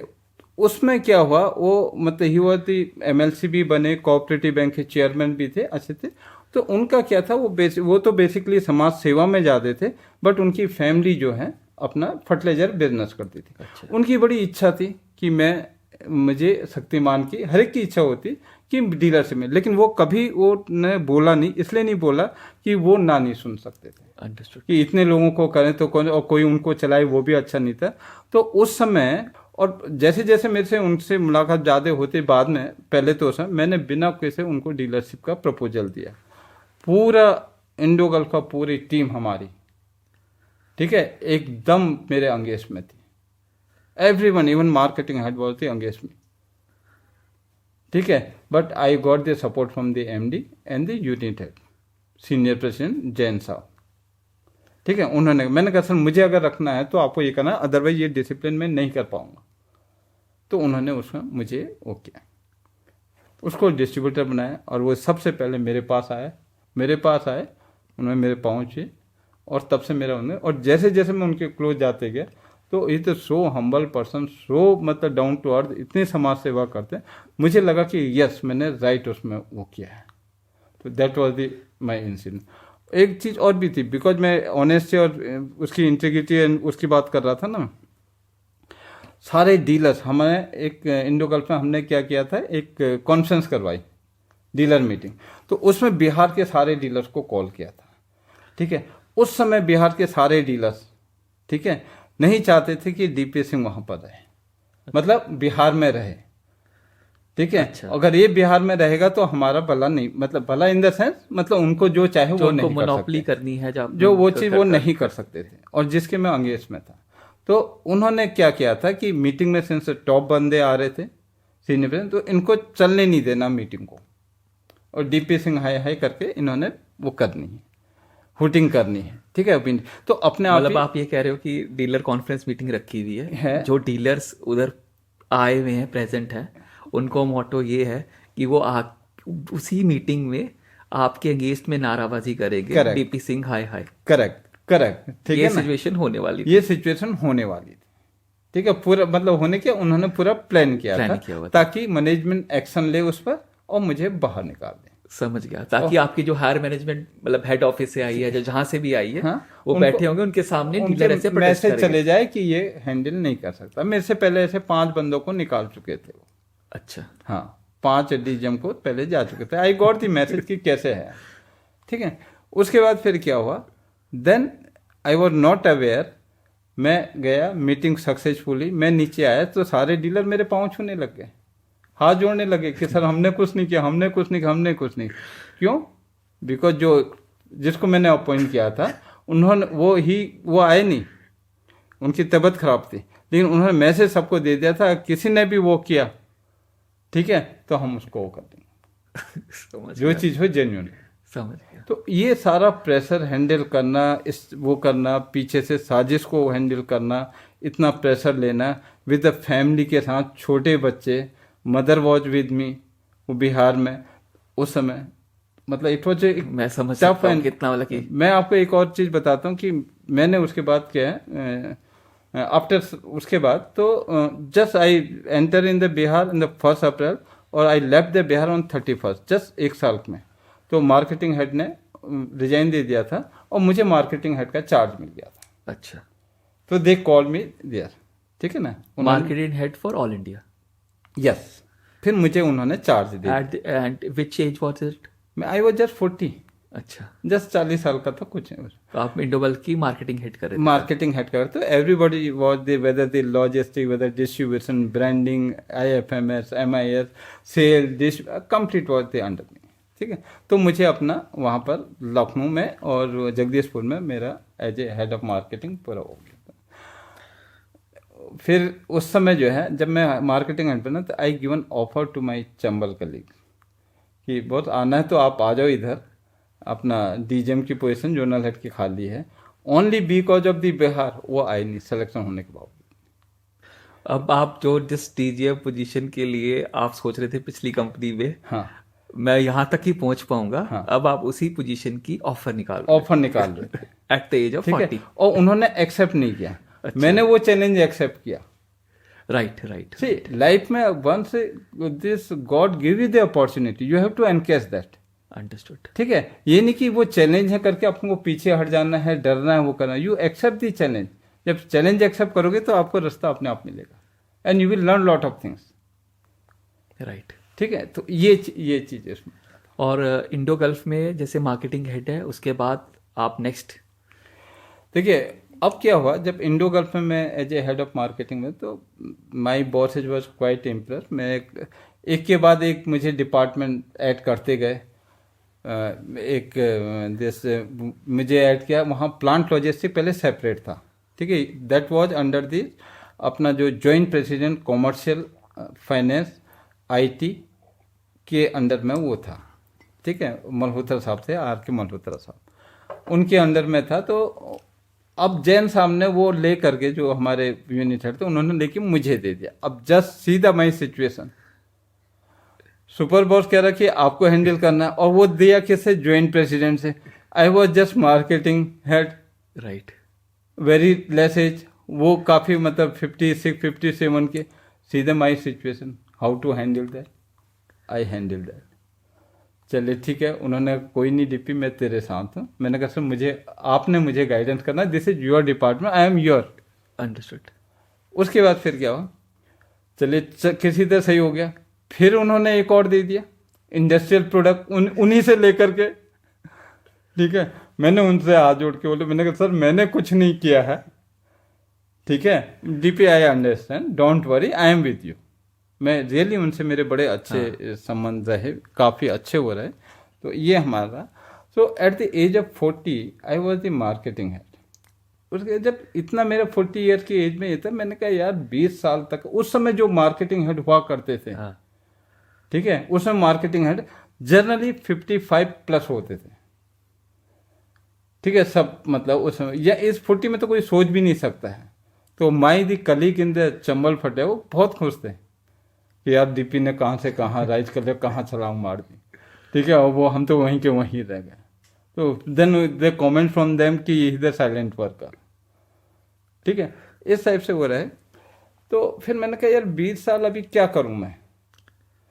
तो मुझे कहीं सुनाई दिया कि Matrix fertiliser is coming with the new project, ammonia urea green field project, okay okay, in west Bengal. At that time Matrix was on paper only, मतलब पेपर में था पूरा, नथिंग, मैं था, आई वॉज नॉट अवेयर कि paper में था क्या था, बट मैं बताऊं कि मुझे ये सुनाई दिया। जैसे हमें सुनने को मिलता है कि ये बड़ा ग्रुप अब फर्टिलाइजर में आ रहा है इस तरह से, तो वैसे मैट्रिक्स तो राइट ग्रीन एनर्जी पे आएगा। हाँ, उसके बाद फिर क्या हुआ, जब ये बात हुई में तो मैंने सीधे उठाया कॉल और मैंने रिंग किया और सही जगह पर मुझे मिल गया।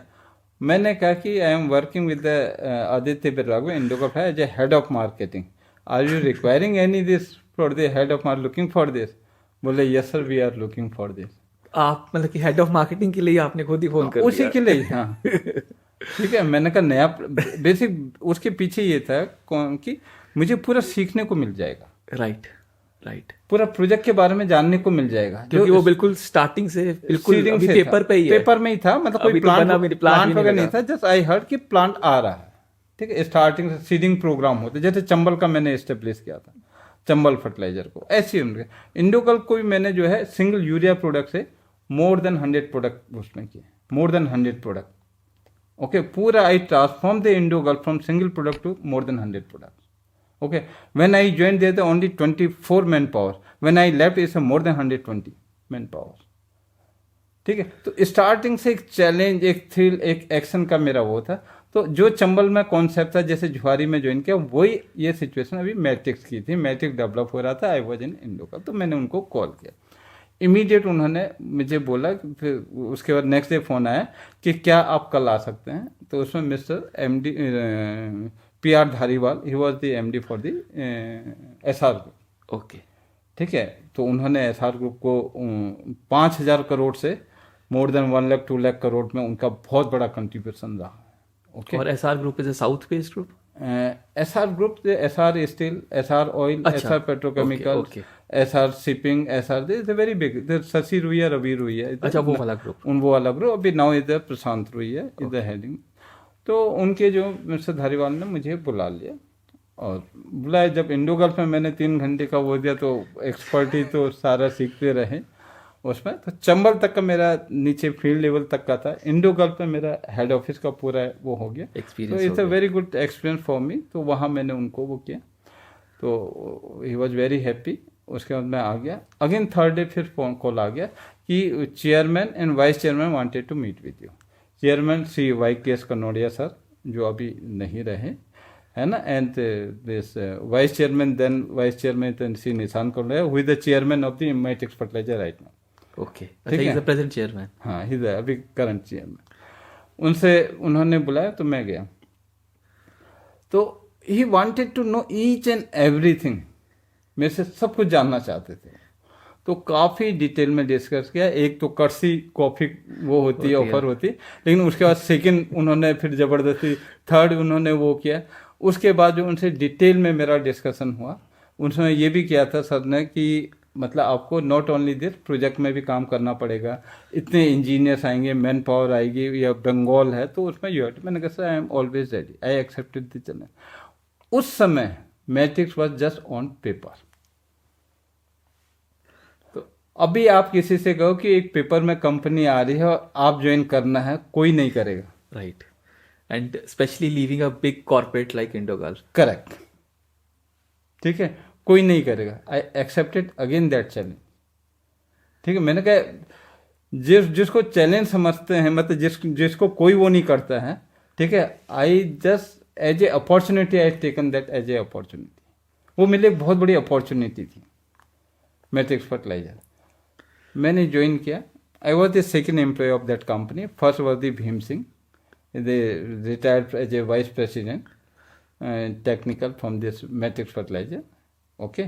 तो आई वॉज द सेकंड। तो मैं अपने फिर मैं वहाँ रहा और फिर उसके बाद तो if you see right from land acquisition मेरे जाने के बाद हुआ, और फिर फैक्ट्री बिल्डअप, फिर distribution share. लैंड एक्विजिशन हो गया, उसके बाद जो है अपना I played the many key roles in that. और बहुत ज़्यादा लर्निंग रहा होगा। बहुत ज़्यादा लर्निंग रहा। इसमें क्या है कि आपके की रोल क्या, लैंड एक्विजिशन हो गया, देन ROW अपना जो बैगिंग प्लांट लगाया, OSBL में जितना भी वो होता है एफ्लुएंट ट्रीटमेंट वाटर में, complete railway siding, cross country water pipeline, उसका जो एग्रीमेंट, कॉमर्शियल एग्रीमेंट्स से इतना सीखने को मिल रहा। गेल पाइपलाइन, CBG उसका वो रहा, effluent water treatment plant, environmental का पॉल्यूशन कंट्रोल बोर्ड से वो क्लियरेंस लेना, ठीक, RR पैकेज, पूरा दिस पूरा उसमें। देन उसके बाद जो अपना टाटा इंजीनियरिंग सर्विसेज के वो इंस्पेक्शंस के लिए आते हैं उनको वो करना, मॉट agency, financial closure 1 2 3 4, then refinancing, then NCLT, OTS, valuation. So now this is my asset. I was the marketing guy ना, राइट। मेरा तो टेक्निकल इन चीज से कोई वास्ता नहीं है, हाँ। बट मैंने जितना कंट्रीब्यूट किया तो मेरे बॉस को जो MD थे श्री धारीवाल साहब को, उनको एक ट्रस्ट हो गया, यस कहीं कुछ नहीं होता DP को बोलो, कहीं कुछ नहीं होता DP को बोलो। That was the trust. वो तभी आता है जब आप काम करते हो, आप अपने उसको ओन करते हो, ओनरशिप लेते हो, पैशन से काम करते हो, ठीक है, तभी वो चीज आएगी। अदरवाइज जो है ऐसे नहीं आता। और now I am not with Matix, but that is my asset. Yes. जितनी मुझे नॉलेज हुई, आज मैं यहाँ पर बोल रहा हूँ या कहीं भी जाऊंगा मैं बोलता हूँ, right. That is my asset ना। कंपनी वो की बोथ वेज होता है। आपने कंपनी को डेवलप भी किया एंड हाँ। Company also made you learn and gave you an exposure to do that. Without any marketing I got 4 promotion in this company. कैसे मिल गए? Because of my contribution. ऐसी situation, not only this, then we have to motivate them, team को। आपके हमारा 10 अक्टूबर से भी started, ठीक है। उसके बाद हमने दिस 2013 अक्टूबर तक हमें पता चल गया कि नाउ CBM से गैस हमारा आने वाला नहीं, रॉ मटेरियल नहीं है। देन उसको हम 2017 तक का लेके गए। फिर उसके बाद जो है अपना कमीशनिंग किया, फ्री कमीशनिंग। उसमें हमने CBG अपना लिया SR ग्रुप का, देन ग्रेट ईस्टर्न से लिया, प्रोपेन का हमने किया। तो लॉट ऑफ दिस किसी तरह हमने प्लांट को स्टार्ट किया, ठीक है। लेकिन जब प्लांट स्टार्ट हो गया उसके बाद फिर क्या है, 34% में या 40% में we can not run, there is no viability for this. उसके बाद फिर जो है हमने शट डाउन किया। जब इसको शट डाउन किया फिर उसके बाद ये प्रोजेक्ट से कमीशनिंग हो गया, बैंक में शो हो गया, but again we face the financial crunch of this. उस सिचुएशन को हैंडल करना। शट डाउन क्यों किया basically? Because we could not get the raw material as per requirement. Which was the raw material? The gas, natural gas. Okay. So we were focusing on this CBG plant. Okay. This coal bed methane, CBM, the coal bed methane gas. Okay. Okay, वो SR का जो वहाँ पर था रानीगंज में पूरा project था, वहाँ से हमें पूरा निकल नहीं पाया। अच्छा। वो basically this is lethargic project, ठीक है ना। जो लेथार्जिक मतलब काफ़ी टाइम लगता है, काफ़ी वो रखता है, 3 किलोमीटर तक अंदर डिग करना पड़ता है, उससे फिर गैस निकालनी पड़ती, तो वो नहीं इतना सक्सेसफुल नहीं था, जिसकी वजह से फिर हमारा वो डिले हुआ। फिर then we focus on the GAIL pipeline. GAIL pipeline में 347 किलोमीटर की गेल पाइपलाइन क्या है सर, हमारे ऑडियंस को बताना। ये क्या है, जो आपके HBJ पाइपलाइन आ रहे, हजीरा जगदीशपुर विजयपुर जगदीशपुर। ओके, तो जगदीशपुर तक जो पाइपलाइन है इलाहाबाद से, उसके बाद से फर्दर कोई पाइपलाइन नहीं थी। Okay. तो आपका जो वहाँ पर हजीरा में जो भी मतलब इंपोर्ट होती है या जो भी गैस निकलती है, उस पाइपलाइन में, गेल पाइपलाइन में डालते हैं, उसमें ट्रांसपोर्ट करते हैं। और सारे उस समय जो है 8 प्लांट आए थे फर्टिलाइजर के। चंबल भी उसी में था, क्रिप्को भी उसी में था, इफ्को आंवला भी उसी में था, टाटा भी उसी में था। तो ऐसे 8 फर्टिलाइजर के प्लांट आए थे लॉन्ग बैक, ठीक है। जब हमने चंबल स्टार्ट किया था उस समय का। अच्छा। तो वही पाइपलाइन था, वो only up to the Allahabad या ओनली अप टू दी वहाँ थे। लेकिन जो अभी जो गवर्नमेंट आई, मोदी जी की गवर्नमेंट, उसमें क्या हुआ कि उन्होंने पूरा नेशनल ग्रिड बनाने का कर दिया था कि पूरा अपना यहाँ हल्दिया तक का उसे करना है और आगे गोपालपुर तक का national grid of pipeline gas pipeline, ठीक है। लेकिन वो वहीं तक थी। अब हमारा प्रोजेक्ट टोटल डिपेंड था उसमें नाउ, क्योंकि CBM का नहीं हो पाया तो गेल पाया। 347 किलोमीटर का, यू वॉन्ट बिलीव, 300 मीटर के पैचअप में, ठीक है, हमने काम किया। अब वो जो पाइपलाइन है से इट्स वेरी इजी टू से, बट उसमें यू नो प्राइवेट लैंड आती, फॉरेस्ट आते हैं, इरिगेशन डिपार्टमेंट आता है, गवर्नमेंट का आता है, काफ़ी लोग होते हैं, उसके ROW लेना, राइट ऑफ वे, उसके लिए पूरी अप्रूवल लेना, it's a big task. We did that. हर 300 मीटर का हमने पूरा चेक बना करके पूरा वो क्लियर किया, कहाँ पर क्या प्रॉब्लम, कहाँ पर फॉरेस्ट, कहाँ पर इरिगेशन, कहाँ नेशनल हाईवे, कहाँ स्टेट हाईवे, एक एक करके, और accordingly we started moving the applications. Okay, ठीक है, वो सारा एकदम क्लियर करवा करके गेल पाइप को अपने यहाँ पर सक्सेसफुली आ गई। फिर मोदी जी ने उसको पाइपलाइन को इनॉग्रेट किया था उसमें। देन अगेन 2021 में वी स्टार्टेड कमीशन। मीनवाइल हमने पूरा मार्केट का पूरा इस्टेब्लिश किया, डेवलप किया सारा अपना ईस्टर्न में। तो that was the after Brahmaputra valley, that was the first project या जो उसमें आए जो किसानों के लिए वो था। अदरवाइज किसानों के लिए वो यूरिया की शॉर्टेज थी, shortage in the sense means they depend on the import, they depend on the other state, और टाइम पर आ रहा नहीं आ रहा, काफी इश्यूज। ऑब्वियसली जो लोकल साइट में अगर यूरिया मैन्युफैक्चर हो रहा है तो उसकी अवेलेबिलिटी उसकी अच्छी रहती है। Yes, correct, right. ये आपकी एक जर्नी एक मैट्रिक्स की होगी, और फिर आपने मैट्रिक्स के बाद जब मैट्रिक्स का पूरा हो गया तो फिर उसके बाद हम वो ऑफिस को हम नोएडा शिफ्ट कर रहे पूरी टीम को, because Delhi is the central place, Noida place इसमें वो था। Then I got the offer this, अपना पुरुषोत्तम अग्रवाल जी हैं, is the you can founder of the Ajanta group. Okay, Ajanta pharma is the very renowned in pharmaceutical, okay, right. तो they have the vision. उनका क्या, वो मेरे लिंक्डइन से कनेक्शन में आए थे, ओके, और लिंक्डइन से जब कनेक्शन में आए थे तो उनसे मेरा काफ़ी, तो एक बार उन्होंने अपना कार्ड और नंबर वगैरह दिया, अगेन फिर वो एक्सचेंज हुआ, हमारा बातचीत हुई। तो he is the running the one day foundation, Samta foundation. Okay, they are doing the excellent job in this Maharashtra. Okay, ठीक है, वेदर दिस ट्राइबल्स के लिए, आदिवासियों के लिए, जेलर्स के लिए, गर्ल्स चाइल्ड के लिए, माल न्यूट्रिशन, लॉट ऑफ दिस, मतलब इतना काम करते हैं लिटरली, मतलब एक अच्छा लगता, फीलिंग अच्छी होती है in case you are doing something for the community. तो मैं उनसे काफ़ी इम्प्रेस हुआ, एंड ही तो सो हम्बल पर्सन, मैं I can not explain, Shri Purushottam Agarwal ji.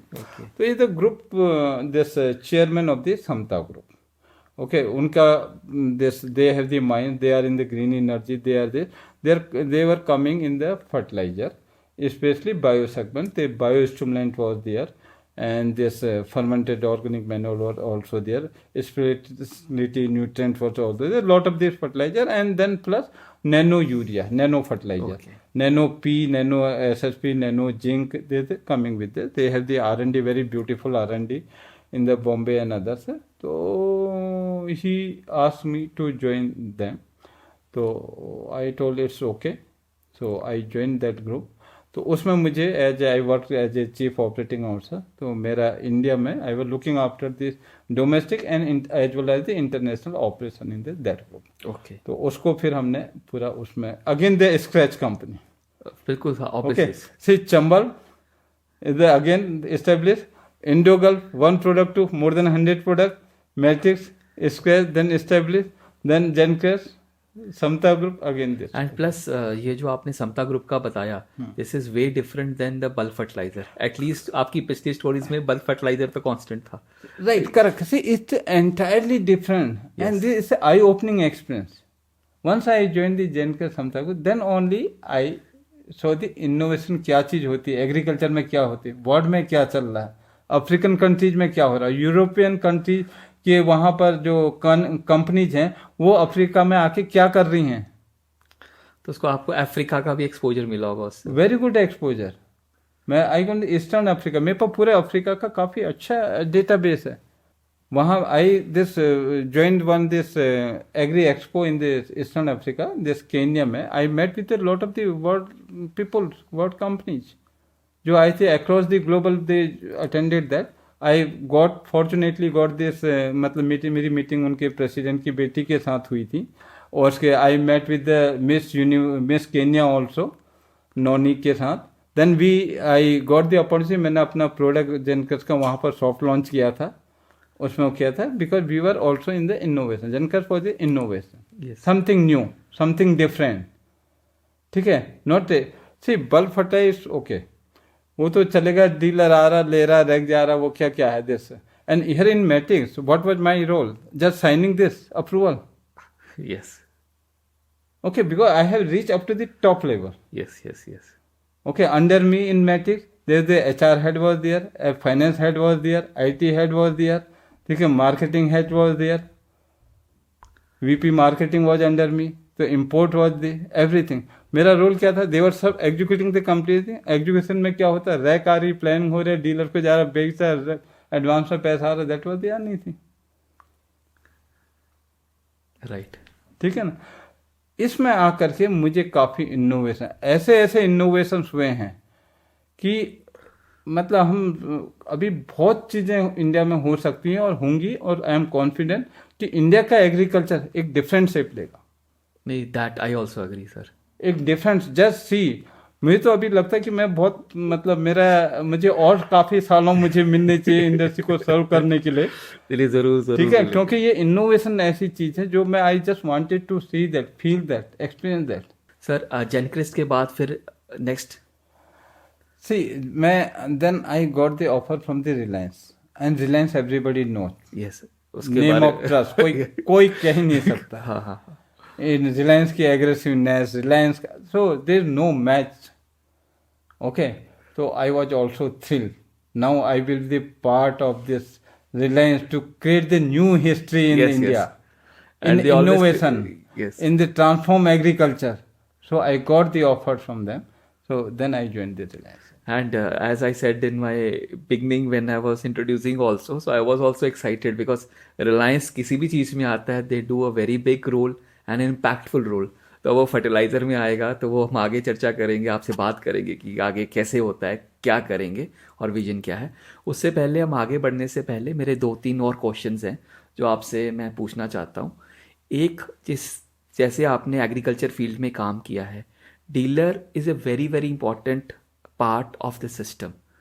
तो डीलर का ट्रस्ट कैसे डेवलप करें सर? आज जो सेल्स ग्रेजुएट होते हैं, कैसे आप आगे बढ़े, डीलर मैनेजमेंट कैसे करें?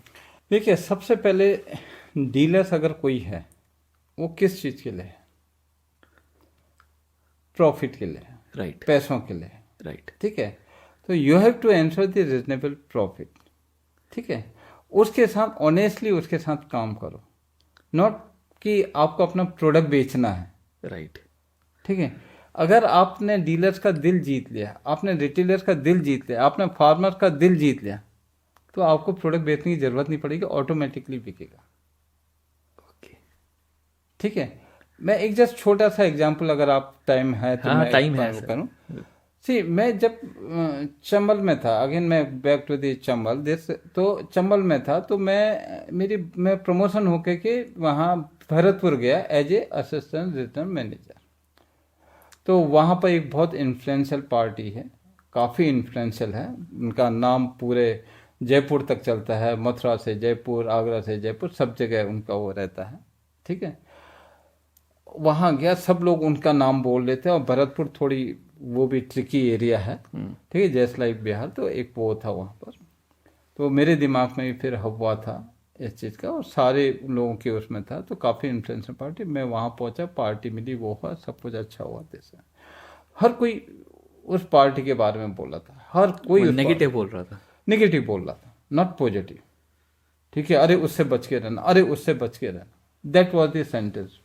Everyone, all companies people. And this party is basically dealer HNT you can say, ये होता है. अब उसमें क्या हुआ, तो जब मैं वहाँ गया तो उसने बड़े अच्छे ढंग से बिहेव किया, अच्छा किया, सब कुछ चाहिए, वेरी गुड पर्सन, ठीक है. अब जो कहते हैं ना, दिल कैसे जीतता जाता है या क्या वो होता है, मैं बता रहा हूँ आपको, उसके साथ ऑनेस्ट रहना पड़ेगा. अब मैंने उसका देखा तो जो एक्चुअल लेबर रेट थे हैंडलिंग के, वो 30 रुपया था. ओके. और कंपनी देती थी 16 रुपया, 14 रुपये पर टन उसको लॉस था. उसका अकाउंट्स इतना स्ट्रांग नहीं था, और उसके बाद वो उसे पैसों की कमी नहीं थी, बस उसे काम चाहिए था, सारा काम उसके अलावा कोई नहीं करता था. ओके. उसके अलावा कोई काम नहीं करता था. सिर्फ वही काम करता था पूरे उसमें। कोई भी फर्टिलाइजर कंपनी आएगी उसके पास, लेकिन फिर उसको क्या, साल में एक ही बार बिल बनाना, फिर वो करना, शॉर्टेज होगी रेट में वो करना, इस टाइप से काफ़ी चलता था। मैं जब गया वहाँ पर मैंने देखा, मैंने कहा ये तो गलत है। ठीक है, अब उसे पता हो या नहीं पता हो, बट मैंने ये सोचा ये गलत है, गलत हो रहा है, मतलब हर बार वो लॉस खा रहा है, लॉस खा रहा, और उसके पैसों की कमी नहीं है तो इससे उसे कुछ वो नहीं, उसे हैंडल कर ली। उसके बाद 50 लाख आ गए, उसे कोई नहीं, ठीक है 50 लाख आ रहे, 1 करोड़ आ रहा है, ये हो रहा, साल में एक बिल बन रहा, सबका। मैंने वो पूरे सिस्टम को सही किया। मैंने अपने बॉस से बोला कि बॉस ये चीज़ है, 30 रुपये एक्चुअल लेबर रेट है और ये हम 16 रुपये का कॉन्ट्रैक्ट कर रखा, आप बताइए ये होना चाहिए या नहीं होना चाहिए, are you agree with this और not agree with this. Boss was agree with me, okay, बोले बिल्कुल ठीक कह रहे हो आप। तो इमीडिएटली उन्होंने करेक्टिव एक्शन लिए। कपूर साहब, नवीन कपूर साहब। अच्छा, उन्होंने, हाँ उन्होंने, अब इनका नाम है इतना इंडस्ट्री। हाँ राइट, मैं बार बार उनका, तो उन्होंने जब वो मुझे वो मुझे, तो मैं उनका नया कॉन्ट्रैक्ट लेके मैंने राजू को बोला, राजू देख तेरा 16 रुपया था, उन्होंने 2 रुपये दिए, 30 रुपये एक्चुअल प्लस 2 रुपये, ये 32 रुपया हो गया। वो बहुत ज़्यादा मतलब ऑब्वियसली। और उसके बाद जो, और उसके बाद वो क्या, उसने अपनी मदर से मिलाया, उनकी मदर ब्लॉक प्रमुख थी वहाँ की, ठीक। फर्स्ट टाइम कोई कंपनी का बंदा उनके घर में गया था, दैट वॉज द ट्रस्ट। उसके बाद वो आंख अंधा बन के मेरा उसने ट्रस्ट किया, और मैंने उसको उसी हिसाब से ऑनर भी किया है, कोई गलत चीज़ वो नहीं की। राइट। तो लोग क्या करते हैं, प्रेशर में आते, प्रोडक्ट बेचना, प्रोडक्ट बेचना, प्रोडक्ट बेचना है, तो उस चीज़ में कई लोग जो मतलब फर्टिलाइजर के होते हैं या दूसरे होते हैं, वो थोड़ी ऊपर नीचे कर जाते हैं। Right. Which is absolutely wrong. इसमें क्या है, आप वन टाइम तो शॉर्ट टर्म गेन कर लोगे, लॉन्ग टर्म लॉस करोगे, लॉयल्टी खत्म कर दोगे। तो ये डीलर्स का बहुत जरूरी है, उसके साथ ऑनेस्ट होना, उसके साथ मिलके काम करना, उसको सर्विस देना। अगर एक बार आपने जीत लिया, उनको ये ट्रस्ट हो गया कि ये साहब जो है मुझे लॉस नहीं करेंगे। तो मैं I will give the one more example for this. इसमें क्या है कि जब मैं मैट्रिक्स में था, तो हमारा प्रोडक्शन शुरू होने वाला था 2017 में, उसमें तो हमने डीलर से एज ए कैश सिक्योरिटी लिया 20 करोड़ रुपीज। अब डीलर को जो एडवांस कैश जो डीलर से कलेक्ट किया, जो होता है ना, जिसके अंगेज में सिक्योरिटी है, समझ उनको वो देते हैं, मतलब उसके मटेरियल देते हैं, क्रेडिट लिमिट बना देते हैं, उसके लिए हमने बेच कर, वो उस समय के हिसाब से अगर जो सब्सिडाइज गवर्नमेंट के सब्सिडाइज रेट करते हैं कि जो अपना 242 रुपया पर कट्टे का रहता है प्लस 266 जीएसटी लगा के होता है, उस हिसाब से हमने उसलिए वो इक्वल टू 30,000 टन का था, 30,000 टन का था। हमारा प्रोडक्शन आना था 1,04,000 टन का, तो 30% मैंने ले लिया। मेरा प्लान था पूरा 100% का उनके कैश सिक्योरिटी ले लेंगे, राइट। आप विश्वास नहीं करोगे, उसके बाद प्लांट चला नहीं, हम दे पाए, उसके बाद फिर बंद हो गया, 5 साल तक नहीं चला, 5 ईयर्स तक का वो प्लांट नहीं चला, और वो सिक्योरिटी हमारे पास पड़ी रही। किसी भी डीलर्स ने मेरे से कुछ नहीं बोला, किसी भी डीलर्स ने मेरे से कुछ नहीं बोला 5 साल तक, 5 साल तक, क्योंकि उनको मेरे पर ट्रस्ट था। उसके इसी बीच मुझे एक ऑफर मिला Indo gulf Aditya Birla group से एज ए प्रेसिडेंट, ठीक है, फॉर मार्केट, प्रेसिडेंट मार्केटिंग, ठीक है। मैंने उसको ज्वाइन नहीं किया, मैंने ज्वाइन नहीं किया उसको। क्यों? क्योंकि अगर मैं ज्वाइन करता तो मेरे डीलर्स का क्या, मैंने उनसे 20 करोड़ रुपया कंपनी के लिए लिया था, राइट। वो कहते कि साहब हमको फंसा के चले गए, अब पता नहीं कंपनी आएगी नहीं आएगी। उस समय मार्केट में ये रूमर थी कि कंपनी नहीं आएगी, और कंपटीटर भी ये बोल रहे थे कि मैट्रिक्स फर्टिलाइजर बंद हो गई है और बंद हो जाएगी, अब नहीं आएगी। सिर्फ अपने डिस्ट्रीब्यूटर्स के लिए मैंने उस कंपनी को नहीं छोड़ा। This is number 1 reason. Second, अपने जो प्रमोटर हैं निशान जी एंड धारीवाल साहब, ये मेरे रीजन थे कि मैंने उस समय, मुझे ऑफर मिलने के बावजूद मैंने उसको नहीं छोड़ा। जैसे पहले आप, so that was the sacrifice from my side. Obviously, but अगर मैं इसे अपना सैक्रिफाइस करूं तो दूसरी ओर से मेरी ट्रस्ट और गुडविल बनता है, जो आज आपको वापस आ रहा है। आज वो डीलर्स जो है मुझे वो करते हैं, वो मेरे पे ट्रस्ट करते हैं, मैं कुछ भी उनसे बोलूं वो करते हैं, राइट। ठीक है। तो ये ट्रस्ट गेन करना एक बहुत बड़ी बात होती है। इस जितने भी फर्टिलाइजर के, जितने भी एग्री इंडस्ट्री के जितने भी प्रोडक्ट रहते हैं, सबसे फर्स्ट है कि आप उनका ट्रस्ट गेन करो। ट्रस्ट गेन कर लिया, प्रोडक्ट तो ऑटोमेटिकली होगा। फार्मर का ट्रस्ट किया, ऑटोमेटिकली फार्मर लेगा। रिटेलर का किया, ऑटोमेटिक। उनको ये होना चाहिए कि ये साफ हमारा नुकसान नहीं, फायदा ही दे। तो सबसे पहली जो प्राइम क्वालिटी है, हमें ट्रस्ट किसी तरह जीतना है, और जैसे ही हमें ट्रस्ट जीतेंगे तो एवरीथिंग विल फॉलो। परफेक्ट, बिल्कुल। और एक और चीज़ पूछ रहा था कि जैसे हमारे फर्टिलाइजर सेक्टर में एग्रीकल्चर यूनिवर्सिटीज़ का भी बहुत बड़ा रोल है, तो आपके साथ कैसे कैसे एक्सपीरियंसेस रहे हैं सर एग्रीकल्चर यूनिवर्सिटीज़ में, शॉर्ट में अगर आप बताएं। देखिए, मैंने जो एग्रीकल्चर यूनिवर्सिटीज में काफ़ी इंटरव्यू लिए हैं। आपके पन्नगर यूनिवर्सिटी में इंटरव्यू लिया, BHU में यूनिवर्सिटी इलाहाबाद में लिया, बीकानेर के अपना एग्री MBA के उनके इंटरव्यू, काफ़ी जगह मेरा वो था। वेमनी कॉम पुणे में इंटरव्यू लिया, तो नियाम के इंटरव्यू लिए, काफ़ी जगह से मैंने मतलब अपने ड्यूरिंग दिस टेन्योर अलग अलग कंपनी में मैंने इंटरव्यू लेकर के उनको रिक्रूट किया। ठीक है, अब इसमें हर एक इंस्टीट्यूट का अपना अपना रेटिंग होता है, अपना होता है, उसी हिसाब से उनका क्या वो भी रहता है। ठीक है, तो जब हमने लिया, मेरा एक एक्सपीरियंस, छोटा सा एक्सपीरियंस पन्नगर यूनिवर्सिटी का है। तो उस समय इंडो गल्फ में जो है अपना 4.5 लाख रुपीज या 4 लाख रुपीज अपना मैनेजमेंट ट्रेनिज को देते थे। अच्छा, जो यूनिवर्सिटी से इंडो गल्फ में मैनेजमेंट ट्रेनिंग रिक्रूट होते थे उनको 4 से 4.5 लाख, 4 से 4.5 लाख पैकेज दिया जाता है। वहाँ गया, मेरी यूनिवर्सिटी थी, मैं वहीं से पढ़ा हूँ, तो वो हूँ, तो मैंने कहा चलो जाए ये करके, क्योंकि हम तो 1600 रुपये में आए थे। 1600 रुपीज पर मंथ हमें मिला था उस समय स्टाइपेंड। तो इस हिसाब से गए वहाँ, हमने लेक्चर दिया, स्टूडेंट्स आ रहा है कॉन्फ्रेंस रूम में, उसमें बातचीत की करके अपना हमने कंपनी के बारे में बताया क्या है, और जैसे ही हमने 4.5 का वो किया, तो उसके बाद स्टूडेंट डिस्पर्स होना शुरू हो गए। तो एनीवे फिर उसने रिक्वेस्ट की, जो डीन प्लेसमेंट होते हैं, उन्होंने बोला कि बैठे। उसके बाद फिर हमने कमिट किया, मैंने वहाँ पर कि I will take the interview, I know you are not interested to give the interview because of our low this, low, ठीक है, CTC या लो दिस, ओके। तो लेकिन मैं इंटरव्यू लूँगा, आई कैन एश्योर यू कि हम इसको रिवाइज करेंगे। तो फिर हमने क्या किया, मैंने इंटरव्यू लिया, शॉर्ट लिस्ट किए, और उनको भी बोला कि अभी डिक्लेयर मत करना किसी को, ठीक है, कौन शॉर्ट लिस्ट हुआ कौन सा, just keep up to you. और सबको, कोई दूसरी कंपनी आती है इंटरव्यू में बैठाना, जो अगर उनमें हो ठीक है, अदरवाइज भी। मैं गया, अपने बॉस से बात की, this is the situation. Immediately हमने क्या किया, उसे 4.5 से 7.5 लाख का उसे चेंज करवाया, चेंज करवा के उनको ऑफर दिया, तो 4.5 से 7.5 कर दिया। हाँ, उस हैप्पीली वो सारे लोग हमारे पास आ गए उस समय। तो see, we have to take care of our own people also, right. ठीक है, वो अगर आ रहे हैं कहीं यूनिवर्सिटी से, तो उनका भी हमें सब कुछ देखना है, ऐसा नहीं कि मतलब हमारा कुछ भी हो। और फॉर्चुनेटली कंपनी ने भी, बॉसेस ने भी उस चीज़ को एग्री किया, एक्सेप्ट किया, yes we should give this. तो फिर हमने उसमें से काफ़ी लिया। आज वो सारे स्टूडेंट अच्छी जगह पर गए हैं, और कहीं ना कहीं वो अपने इंडियन एग्रीकल्चर को कंट्रीब्यूट कर रहे हैं। Correct correct. सर, हमने ये भी सुना है 2017 एंड 2022 को you have given an interview for MD position at HURL, क्या वो सही है?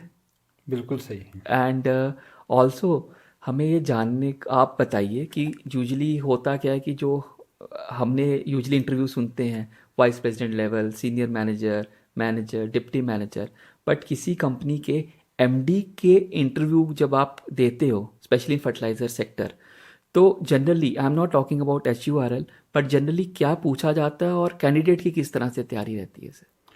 सही, इसमें क्या है, अगर आप MD के उसमें दें, पहले तो मैं बताना चाहूँगा, जो आपके 2022 में अक्टूबर में जो हमारा इंटरव्यू हुआ था, I was the only candidate from the private sector, okay, of the fertiliser industry. India में मैं अकेला था जिसको शॉर्ट लिस्ट किया था। इसमें बेसिकली वो क्या देखते हैं, दे सी द स्ट्रेटजिक, कि इनका विजन क्या है, स्ट्रेटजिक, वो कंपनी को कहाँ से कहाँ ले जा सकते हैं, दिस इज नंबर 1, मेन उनका ये रहता है। Second, how administratively he can see completely, आप कैसे, चाहे टेक्निकल हो, फाइनेंस हो, HR हो, IT हो, how you can move ahead with the company. तो ये कैसे, how you will run this company, ठीक है, इसका 2 चीज़ का मिक्सअप ये लोग पूरा उसमें वो करते हैं। तो आप लोगों से मतलब आप फ्रंट क्वेश्चंस पूछते हैं, या आपको बोलते हैं कि आज हमारी कंपनी इधर है, तो 5 साल के बाद आपकी विजन में किधर होनी चाहिए, क्या प्लान्स है, See, या आप कुछ प्रेजेंटेशन लेके जाते, कैसे राइट होता है? इसमें क्या हुआ, उन्होंने जो HURL में जिस हमारे जो है प्रेजेंटेशन लिया था, पहले एडवांस में ही प्रेजेंटेशन ले लिया था उन्होंने, तो फिर उन्होंने अपना वहाँ पर वो किया, जिसमें हमने उनको पूरा विजन दिखाया था कि आज अगर यहाँ पर स्टार्ट करते तो after 5 year where will be the this HURL, okay, उसके बाद 10 साल में वो कहाँ होगी, वो पूरा हमने विजन दिखाया था। In the not only this as a fertiliser company उनके प्रोडक्ट वो तो हैं, उसके अलावा other than that complete strategic vision we have given to them. मतलब हर कैंडिडेट अपने अपने हिसाब से 5 से 10 साल का क्या क्या विजन क्या होगा क्या वो बताएगा। विजन वो होता है उस चीज को करता है। सर एक और चीज़ पता चली है कि आपकी के बिरला जी के साथ भी एक मेमोरेबल मीटिंग रही है। See that was the very fortunate, मतलब I feel the honoured that कि डॉक्टर के बिरला जो है, जो इंडिया के टॉप मोस्ट इंडस्ट्रियलिस्ट थे, राज्यसभा के मेंबर थे, उनसे हमें मिलने का मौका मिला। बट सी एक बात मैं जानना चाहूँ, जो जितना बड़ा होता है उतना झुकता है, उतना हम्बल होता है। तो उस समय जब बिरला जी आए थे, I was with Chambal fertiliser 2000, ये मैं बता रहा हूँ 2-3 की बात बता रहा हूँ। तो उस समय हमने वो जयपुर में आए थे, जयपुर से जो है by road is coming to the Gadepan, okay, plant में आ रहे थे। तो बीच में बूंदी में हमने उनके अरेस्ट करने का वो किया था, तो उसमें हॉर्टिकल्चर था, गार्डन था, उसको ही हमने एज ए सारे फैसिलिटीज करके उसमें बनाया था इसमें। तो उसका he wanted to meet with the farmers, retailer, dealer और उनकी फैमिली के साथ, तो हमारा जो वहाँ का स्टाफ था उसमें, तो हमने सारा कुछ ऑर्गेनाइज किया, ठीक है। उनको सब कुछ पता था क्योंकि हम तो वर्ड जस्ट न्यू, तो उसमें हमने फार्मर्स का जो है, हमने पहले दिन सारे फार्मर्स को, we don't want to take any risk कि कल को फार्म कोई नहीं आया, क्या हुआ क्या बोला, तो हमने एक दिन पहले उनको होटल में रुका करके सारे नए कपड़े पहना करके, जूते चमका करके, सारी बातें करके उसको हमने तैयार करके उनके रखे। और जैसे ही वहाँ उनसे मीटिंग कराई, ये कराई, तो उन्होंने लाइटर वे में बोला कि क्या इन लोगों ने कल बुला लिया था ना आपको डीपी ने, तो दैट वाज द मतलब। तो जितने बड़े लोग होते हैं उतने वैसे हम्बल होते हैं, और बहुत हम्बली उन्होंने they taken it and appreciated our efforts also. तो उसमें उत्तम बंधन का उन्होंने पूरा एक अच्छा लेक्चर दिया था, सारा वो क्या था फार्मर्स के लिए, काफ़ी वो that really was the very memorable. आज भी मेरे पास वो फोटोग्राफ हैं, आज वो देखता हूँ, प्राउड फील करता हूँ कि यस। और एक और चीज़ हमें पूछनी थी कि आपने इतना फर्टिलाइज़र सेक्टर में काम किया है, यूरिया, डीएपी, एमओपी, तो केमिकल फर्टिलाइज़र, सब्सिडी, ये पिछले 5 साल का ट्रेंड और अगले 5 साल का ट्रेंड और आगे फ्यूचर क्या होगा आपके हिसाब से? सी अगर मैं पिछले 5 साल का करूं तो कंटिन्यूसली अगर प्रोडक्शन कहें तो गवर्नमेंट टेकिंग प्रोएक्टिवली डिसीजन, काफ़ी प्रोडक्शन हमारा बढ़ा है, 43 मिलियन टन से 50 मिलियन टन तक का चले गया। साथ ही कंजम्पशन भी हमारा काफ़ी 65 million, still we are depend on the, पहले भी 5 साल पहले भी हम इम्पोर्ट में डिपेंड थे, अभी भी हम इम्पोर्ट में डिपेंड है, उतना कंजम्पशन अब है। जबकि तो इंडिया ने काफ़ी मतलब अच्छा प्रोएक्टिवली, गवर्नमेंट ने काफ़ी प्रोएक्टिवली स्टेप्स लिए थे। कई अल्टरनेट प्रोडक्ट, पीडीएम हो गया, अपना प्रॉम हो गया, SSSP हो गया, काफ़ी इंडिजिनस प्रोडक्ट को प्रमोट किया था, बायोलॉजिकल हो गया, बायोस्टिमुलेंट हो गया, बायो फर्टिलाइजर हो गया, सिटी कंपोज हो गया, काफ़ी प्रोडक्ट को इन्होंने अच्छा वो किया था, ठीक है, प्रमोट किया। तो जो ये सिनेरियो है सब्सिडी का, अगर सब्सिडी का देखें तो आपके 83,000 करोड़ से मोर देन 2 लाख करोड़ चले गई है। तो कहीं ना कहीं मतलब 5 साल पहले 83,000 करोड़ थी, अभी मोर देन 2 लाख करोड़ चले गई, यानी कि 134% इंक्रीज हो गया। तो कहीं तो एंड होगा, कहीं पर तो कुछ होगा। तो अगर हम ये देखते हैं, अभी गवर्नमेंट ने जो है अपना यूरिया को प्रमोट करना, आई मीन दिस यूरिया का जो है प्लांट का परमिशन अभी जो है नहीं वो रिलीज कर रही है, ठीक है। तो इसका मतलब यूरिया को हमें यहीं पर ही करना पड़ेगा, they have introduce nano urea, yes, ठीक है। तो अभी हम पीछे का वो देखें तो हम we were totally depend on this fertiliser, chemical fert 100% depend, and that's whether import कर रहे हैं या कुछ भी कर रहे हैं। अभी आगे के 5 साल में government is totally focusing on the innovation, new technology, new innovation, new product like that. तो आगे 5 साल के बाद जो डिपेंडेंसी हमारी है, एक तो हम सेल्फ रिलायबल हो जाएंगे इंडिया, ठीक है। यूरिया का अगर हम कहते हैं कि अगर 36 मिलियन टन्स का है, तो इसमें नैनो फर्टिलाइजर ड्रास्टिकली काम कर रही है, बहुत अच्छा काम कर रही है। सारी कंपनीज अपना, चाहे इफ्को हो, क्रिप्को हो, NFL हो, आरसेप हो या प्राइवेट कंपनीज हो, तो ये सारे इसमें नैनो आ रही। अगर 2060 का अगर हम देखते हैं, जब उसमें केमिकल फर्टिलाइजर भी फार्मर यूज नहीं करता था, सेम सिचुएशन अभी नैनो की है, but after some time everybody will use. तो ड्रोन दीदी करके इंट्रोड्यूस किया है, हाँ, government drones ने। को लेके अच्छी Right, scheme तो शुरू इसमें हुई जो है। है आगे आने वाले समय में एक तो यूरिया में अपना हम सेल्फ सफिशिएंट, चाहे नैनो के थ्रू हो ये हो, उसमें वो हो जाएंगे। सेम डीएपी में जितने अल्टरनेट प्रोडक्ट हमने यूज करके, तो आगे इंडिया जो है सेल्फ रिलायबल हो जाएगा। मेरा जो है कि we will not depend on the any import except the MOP. MOP का भी हम पीडीएम के थ्रू वो कर रहे हैं। 4 मिलियन टन का था, आज 2 मिलियन टन का, 1.6 मिलियन रिड्यूस हो गया है। तो इतना रिड्यूस कर दे, क्योंकि हमारा अल्टरनेट जो उसमें जो है पीडीएम के थ्रू हमारा वो जा रहा है। तो ये सिनेरियो आगे फ्यूचर में India will be 100% self reliable रहेगी। अपना सेल्फ अपना Fertilizers इंडिजिनस का वो रहेगा, उसमें अपना कोई उसमें बाहर से इंपोर्ट का हमारा बंद हो जाएगा। एंड इन दैट वे अगर India is the biggest importer of this and even the consumer of this bulk fertiliser, तो उस केस में क्या होगा, पूरे वर्ल्ड का सिनेरियो भी चेंज होगा। Right, India will lead that. Yes, ठीक है, जब इंडिया में इंपोर्ट नहीं आएगा तो फिर क्या होगा, बाहर की कंपनीज क्या करेंगे। तो ये बहुत बड़ा एक वो है। तो इंडिया जो है इससे, अगर डॉक्टर मनसुख मांडविया जी ने फर्स्ट जब उनमें मंत्री बनने के बाद जो है उन्होंने कहा था कि जो हमारे प्राइस लाइक एनीथिंग बढ़े जा रहे हैं, तो वो जो बढ़ने का वो है because we depend on the import, तो वो अपना करेक्टिव एक्शन ले ले, otherwise we will make them कि क्या करना है। और वो हमने करके दिखा दिया, इंडिया ने करके दिखा दिया, अल्टरनेट प्रोडक्ट जो है इंट्रोड्यूस करके। तो आगे सिनेरियो जो है इंडिया अपना सेल्फ रिलायबल होगा in case of the fertiliser and agriculture. तो इसका मतलब जो यंग एंटरप्रेन्योर्स हैं उनको अब नई नई टेक्नोलॉजीज़ पे, नई नई चीज़ों पे काम करना चाहिए और उनसे उनको सफलता भी मिलेगी, क्योंकि गवर्नमेंट का, पॉलिसीज मेकर्स का यही है कि बल्क फर्टिलाइज़र या केमिकल फर्टिलाइज़र के इंपोर्ट को, और जब हम इंपोर्ट की बात करते हैं, इंपोर्ट को रिड्यूस करें तो केमिकल फर्टिलाइज़र को भी रिड्यूस करें ताकि उसके ऑल्टरनेटिव्स निकले।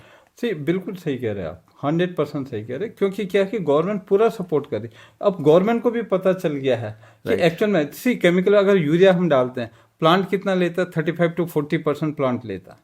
ओके, बाकी कहाँ जाता है, लीचिंग हो जाता है, वेस्ट चले जाता है। इसका मतलब फार्मा अगर 266 रुपीज़ का कर रहा है, या suppose I give the round figure 300 का कर रहा है, तो 120 रुपीज़ का ही प्लांट ले रहा है, 180 तो वेस्ट हो रहा है। Right, in case we take the DAP this phosphorus, तो ओनली 15 to 20% प्लांट ले रहा है। 1500 रुपये का अगर एक कट्टा है तो 300 रुपये ले रहा है, 1200 रुपये वेस्ट हो रहा है। तो this the big question.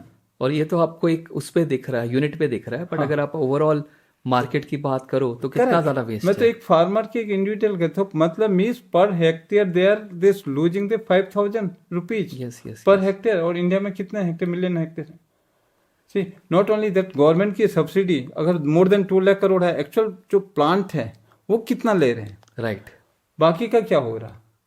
It means government की सब्सिडी भी वेस्ट जा रही। हाँ, राइट। तो मोदी जी का क्लियर कट विजन है कि जो यूरिया है उसे हमें 50% करना है, ओके, केमिकल फर्टिलाइजर का रिडक्शन करना है, डिपेंडेंसी इंपोर्ट में जीरो करनी, ये क्लियर कट मैंडेट है।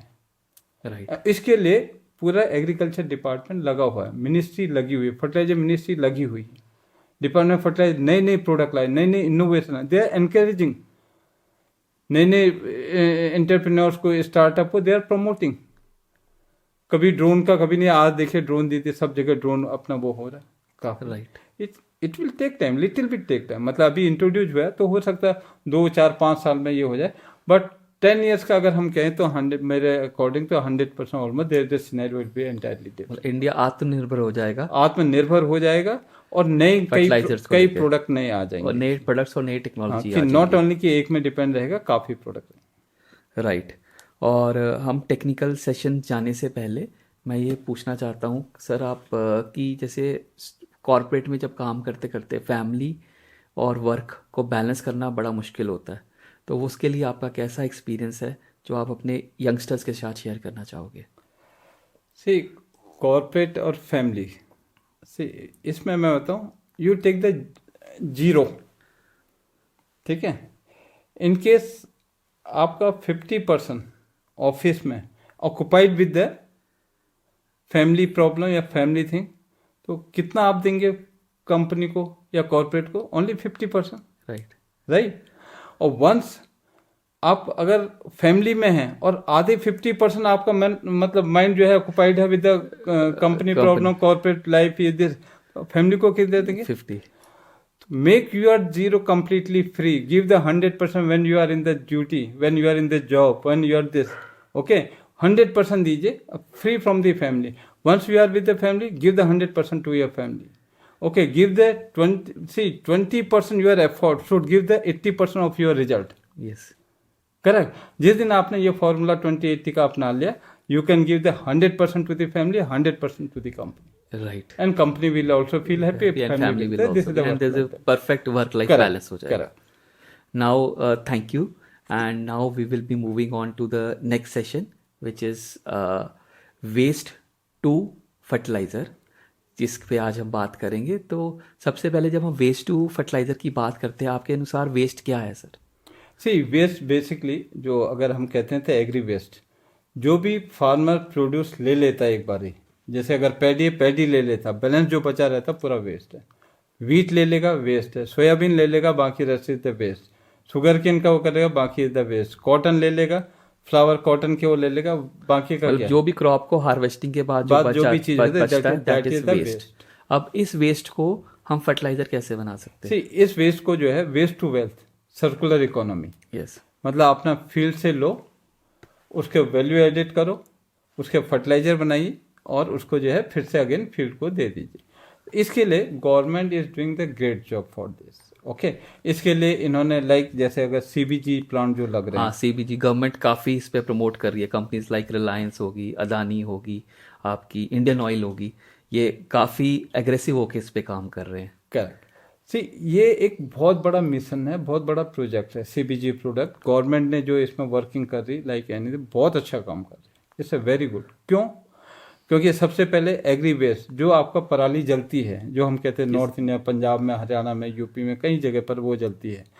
फार्मर उसके लिए भी पैसा खर्च करता है. राइट. ठीक है, वो नहीं करेगा, पॉल्यूशन खराब होता, वो नहीं होगा, इन्वायरमेंट प्रोटेक्ट होगा. और अगर हम वो सारा हम ले लेते हैं, जो कंपनी सीबीजी प्लांट ले लेती है, तो उसमें सीबीजी प्लांट क्या करेगी, उसकी गैस बनाएगी. We still depend on the import of the gas. सबसे पहले sir 1 minute pause, CBG plant के बारे में लेमैन को बताइए, सीबीजी प्लांट करता क्या है?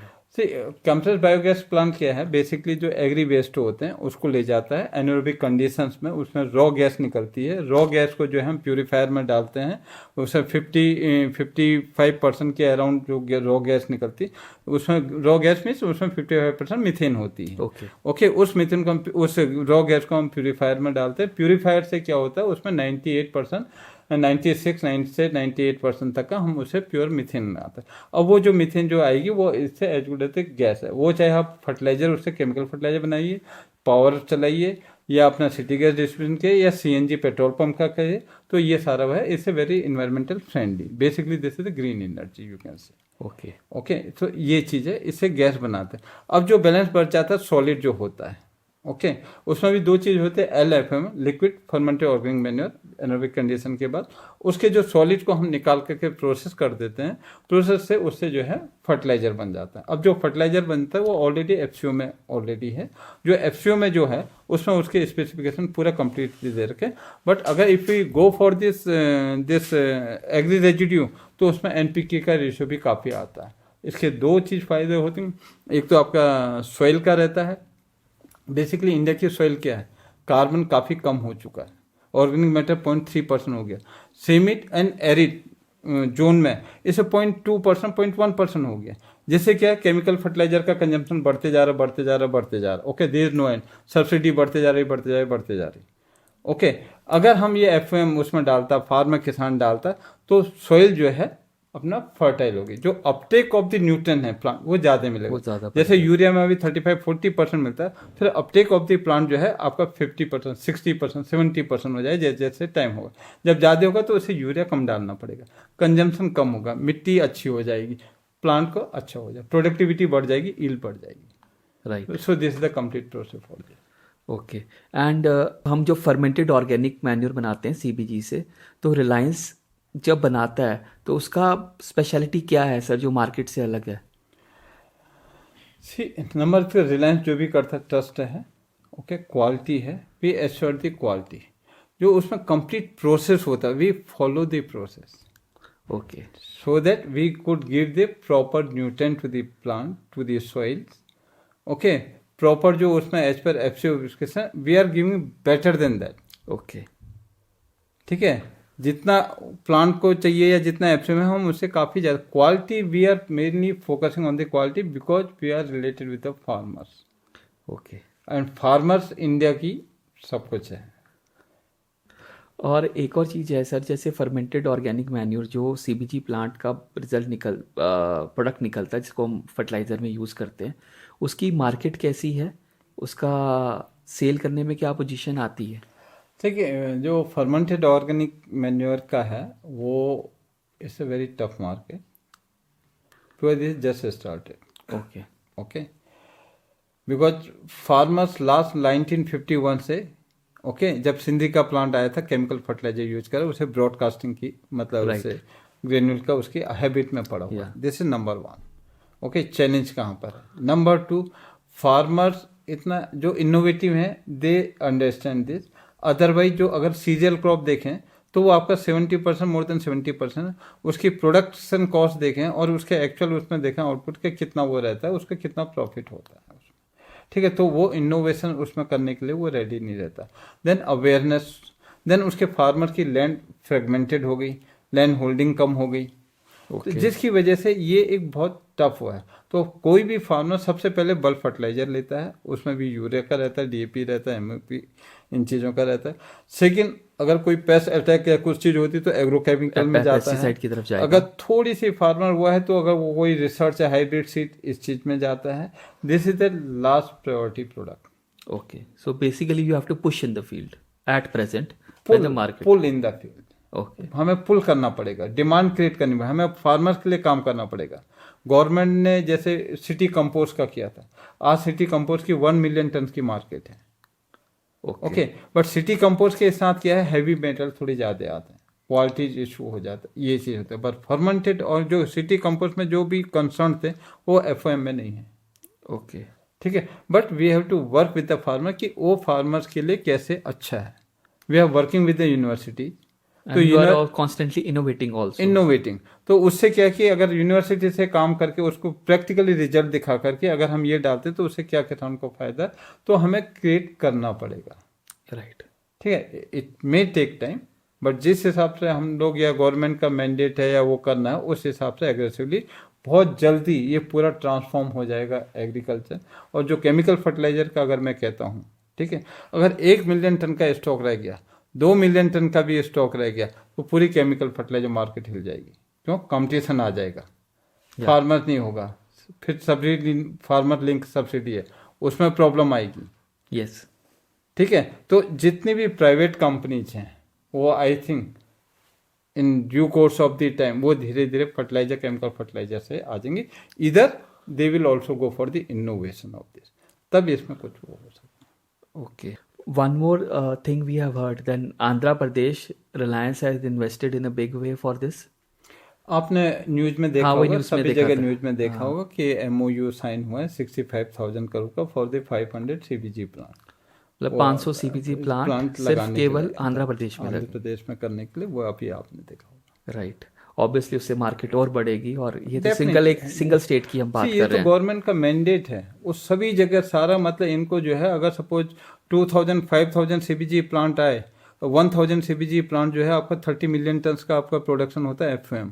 30 million, Indian total chemical fertiliser की मार्केट है 65 मिलियन टन की। तो जस्ट सी इमेजिन कि क्या होगा। राइट, ठीक, ये कोई केमिकल फर्टिलाइजर का रिप्लेसमेंट हम नहीं कह रहे हैं, बट इसमें केमिकल फर्टिलाइजर के साथ अगर हम सपोज एफओएम को डालते हैं तो उसकी एफिशिएंसी बढ़ जाएगी। तो उसकी एफिशिएंसी बढ़ जाएगी। ओके, उसकी एफिशिएंसी बढ़ जाएगी और एफिशिएंसी से हर कोई को फाइनेंशियली हर चीज को फायदा होगा। उससे क्या, कंपनीज को भी फायदा होगा, केमिकल फर्टिलाइजर कंपनीज को भी फायदा होगा, डीलर्स को भी फायदा होगा, उसके फार्मर को भी फायदा, गवर्नमेंट को फायदा, हर एक की विन विन सिचुएशन होगी। राइट, और एक और चीज है सर, एक गोवर्धन स्कीम गवर्नमेंट ने निकाली हुई है, उसके बारे में बताइए। सी, गोवर्धन स्कीम बेसिकली यही है, सीबीजी प्लांट को प्रमोट करना, इंडिया की सॉइल हेल्थ अच्छी करना, गैस का इंपोर्ट कम करना, एनवायरमेंटल फ्रेंडली करना, जीरो कार्बन इमिशन करना। ठीक है, इसके लिए सीबीजी प्लांट को प्रमोट करना और उससे गैस की वो डिपेंडेंसी कम होगी, एनवायरमेंटल कार्बन इमिशन कम होगा, फर्टिलाइजर बनेगा, सॉइल हेल्थ अच्छी, ऑर्गेनिक मैटर बढ़ेगा। ये this is the Govardhan scheme. Okay, win win situation for all. और before we move on to rapid fire, एक लास्ट क्वेश्चन ये है, ये जो ग्रीन एनर्जी की बात करते हैं, ग्रीन अमोनिया की, ग्रीन हाइड्रोजन की, ये क्या चीज़ है sir? See basically see you have seen the global warming. Yes. मौसम चेंज हो रहा, जहाँ पहले ठंड पड़ती थी वहाँ गर्मी हो रही, जहाँ गर्मी थी वहाँ ठंड हो रही, पूरा ग्लोबल वार्मिंग, पूरा वर्ल्ड का कंसर्न इसी में ही है अभी, ग्रीन एनर्जी में है। क्योंकि अगर ग्रीन एनर्जी में हो गया तो carbon emission directly related with that. तो इसमें बेसिकली कोई भी अगर एनर्जी जो विदाउट कार्बन उसके इमिशन के, इसके अपना जो जैसे क्रॉप रेजिड्यू, जैसे अगर हम सीबीजी प्लांट की बात करते हैं, this is the green energy. Solar की बात करते हैं, सोलर से जो एनर्जी मिलती है वो ग्रीन एनर्जी। उसके विंड पावर जो है वो ग्रीन एनर्जी। और ग्रीन अमोनिया, हाँ, उससे क्या होता है जब ग्रीन इससे इलेक्ट्रिसिटी सपोज पैदा होती है, तो उसके बाद हम इसको वाटर के साथ अगर हम इलेक्ट्रोलाइसिस प्रोसेस करते हैं तो इसमें क्या होता है कि आपका ऑक्सीजन एंड हाइड्रोजन को अलग कर देते हैं। ओके।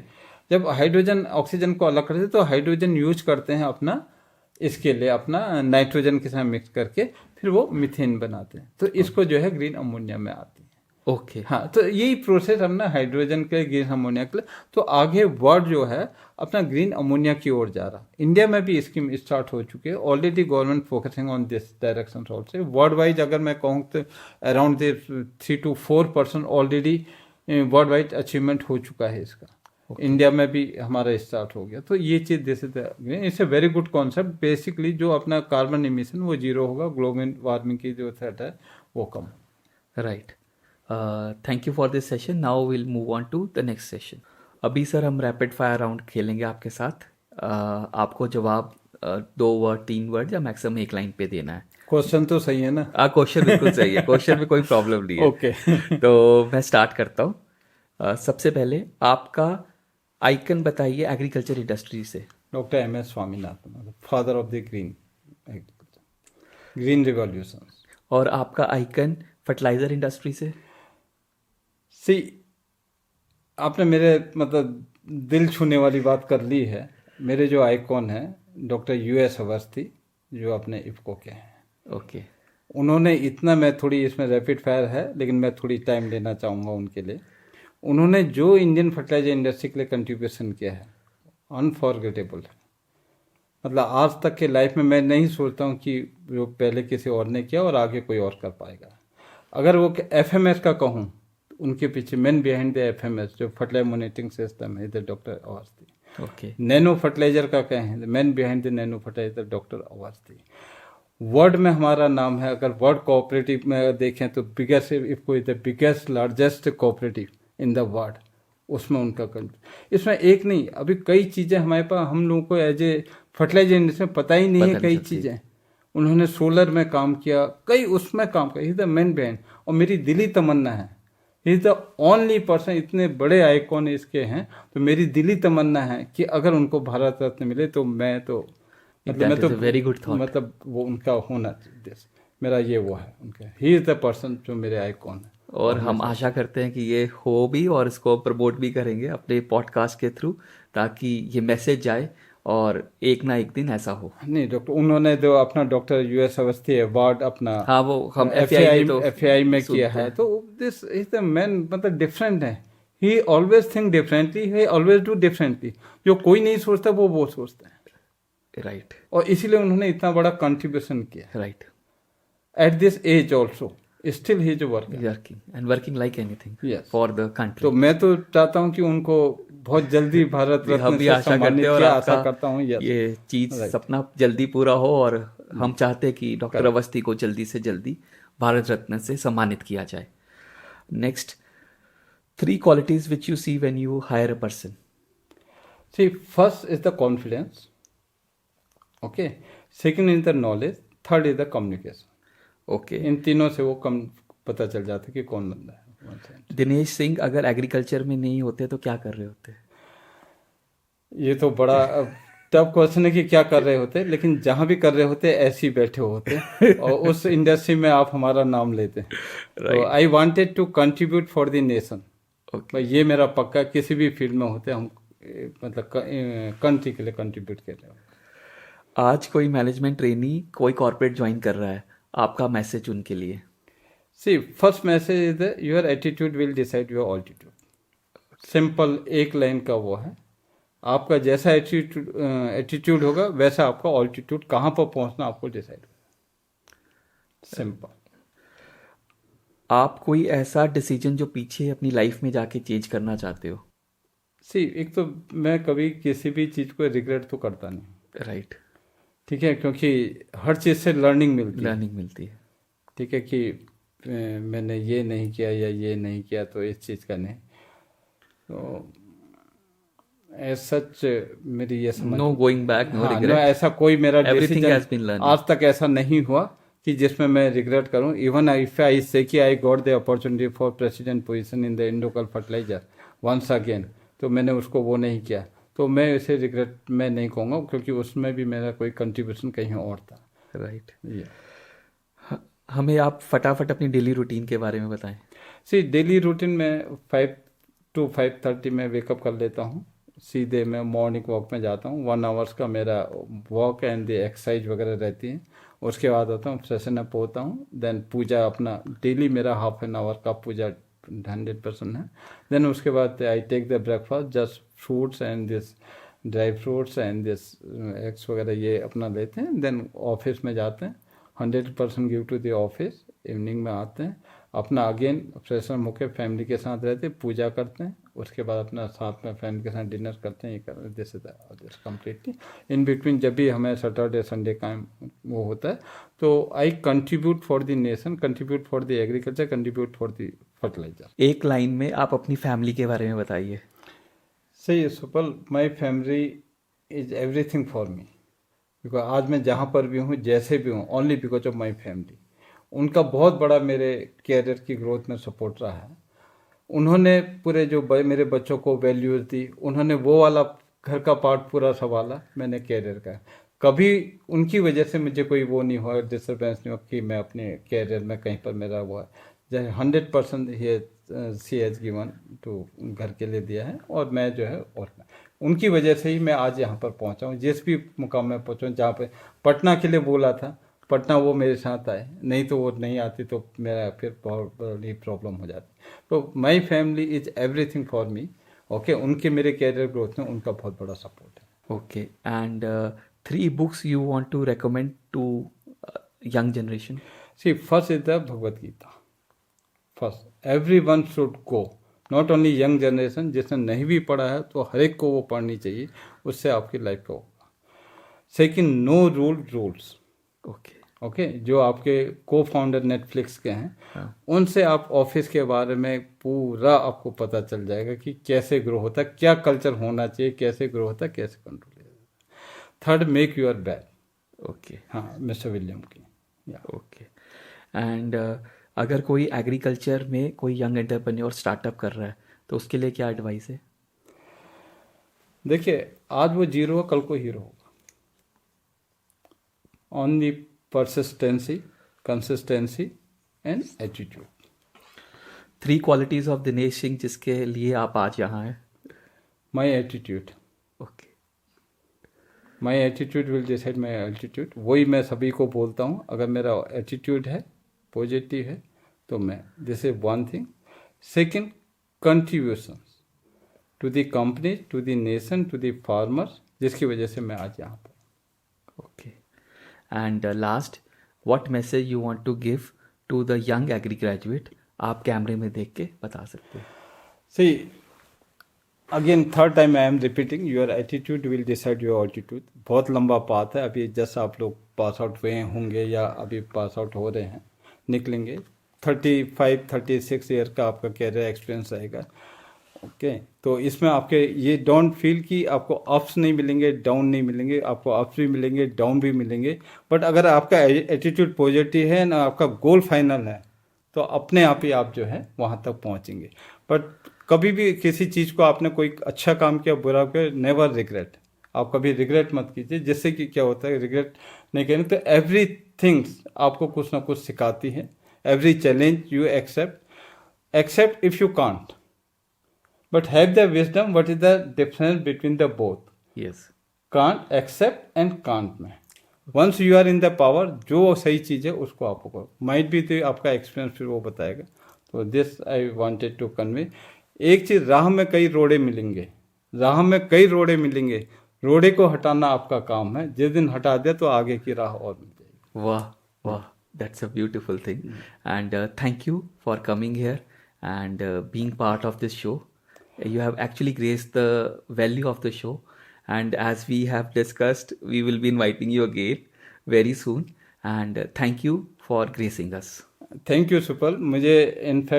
मुझे आपको थैंक यू कहना चाहिए। जो मैं इतने सालों से सोचा था, आई थॉट कि मैं कभी अपनी लाइफ के बारे में, कभी मैं किसी चीज़ को मतलब सोशल मीडिया में या बुक्स के थ्रू कैसे अपने एक्सपीरियंस को मैं जानना चाहूँगा। आज मुझे आपने बहुत जल्दी अपॉर्चुनिटी दे दी। I am very thankful. I think this podcast जो भी आप कर रहे हो, it's a great for the fertiliser industry, great for the agriculture industry, because you are giving some message to this. You are calling the people and giving the message to the agriculture dealer, retailer, agri graduate, fertilizer industry people, agriculture industry people, agri input. You are doing the great job. In fact, you are doing for the nation. So I should thankful to you also. Thank you. ठीक है, आपने मुझे यहाँ पर बुलाया। I am very much thankful and इतना अच्छा मुझे मौका दिया। Thank you so much. We are blessed, and we'll take it forward. And thank you once again. Thank you for watching the today podcast. Hope this has been useful to you. Please share with your friends and family. We'll be back again with a new episode. Keep watching Supal Sharma Show. Let's learn from industry.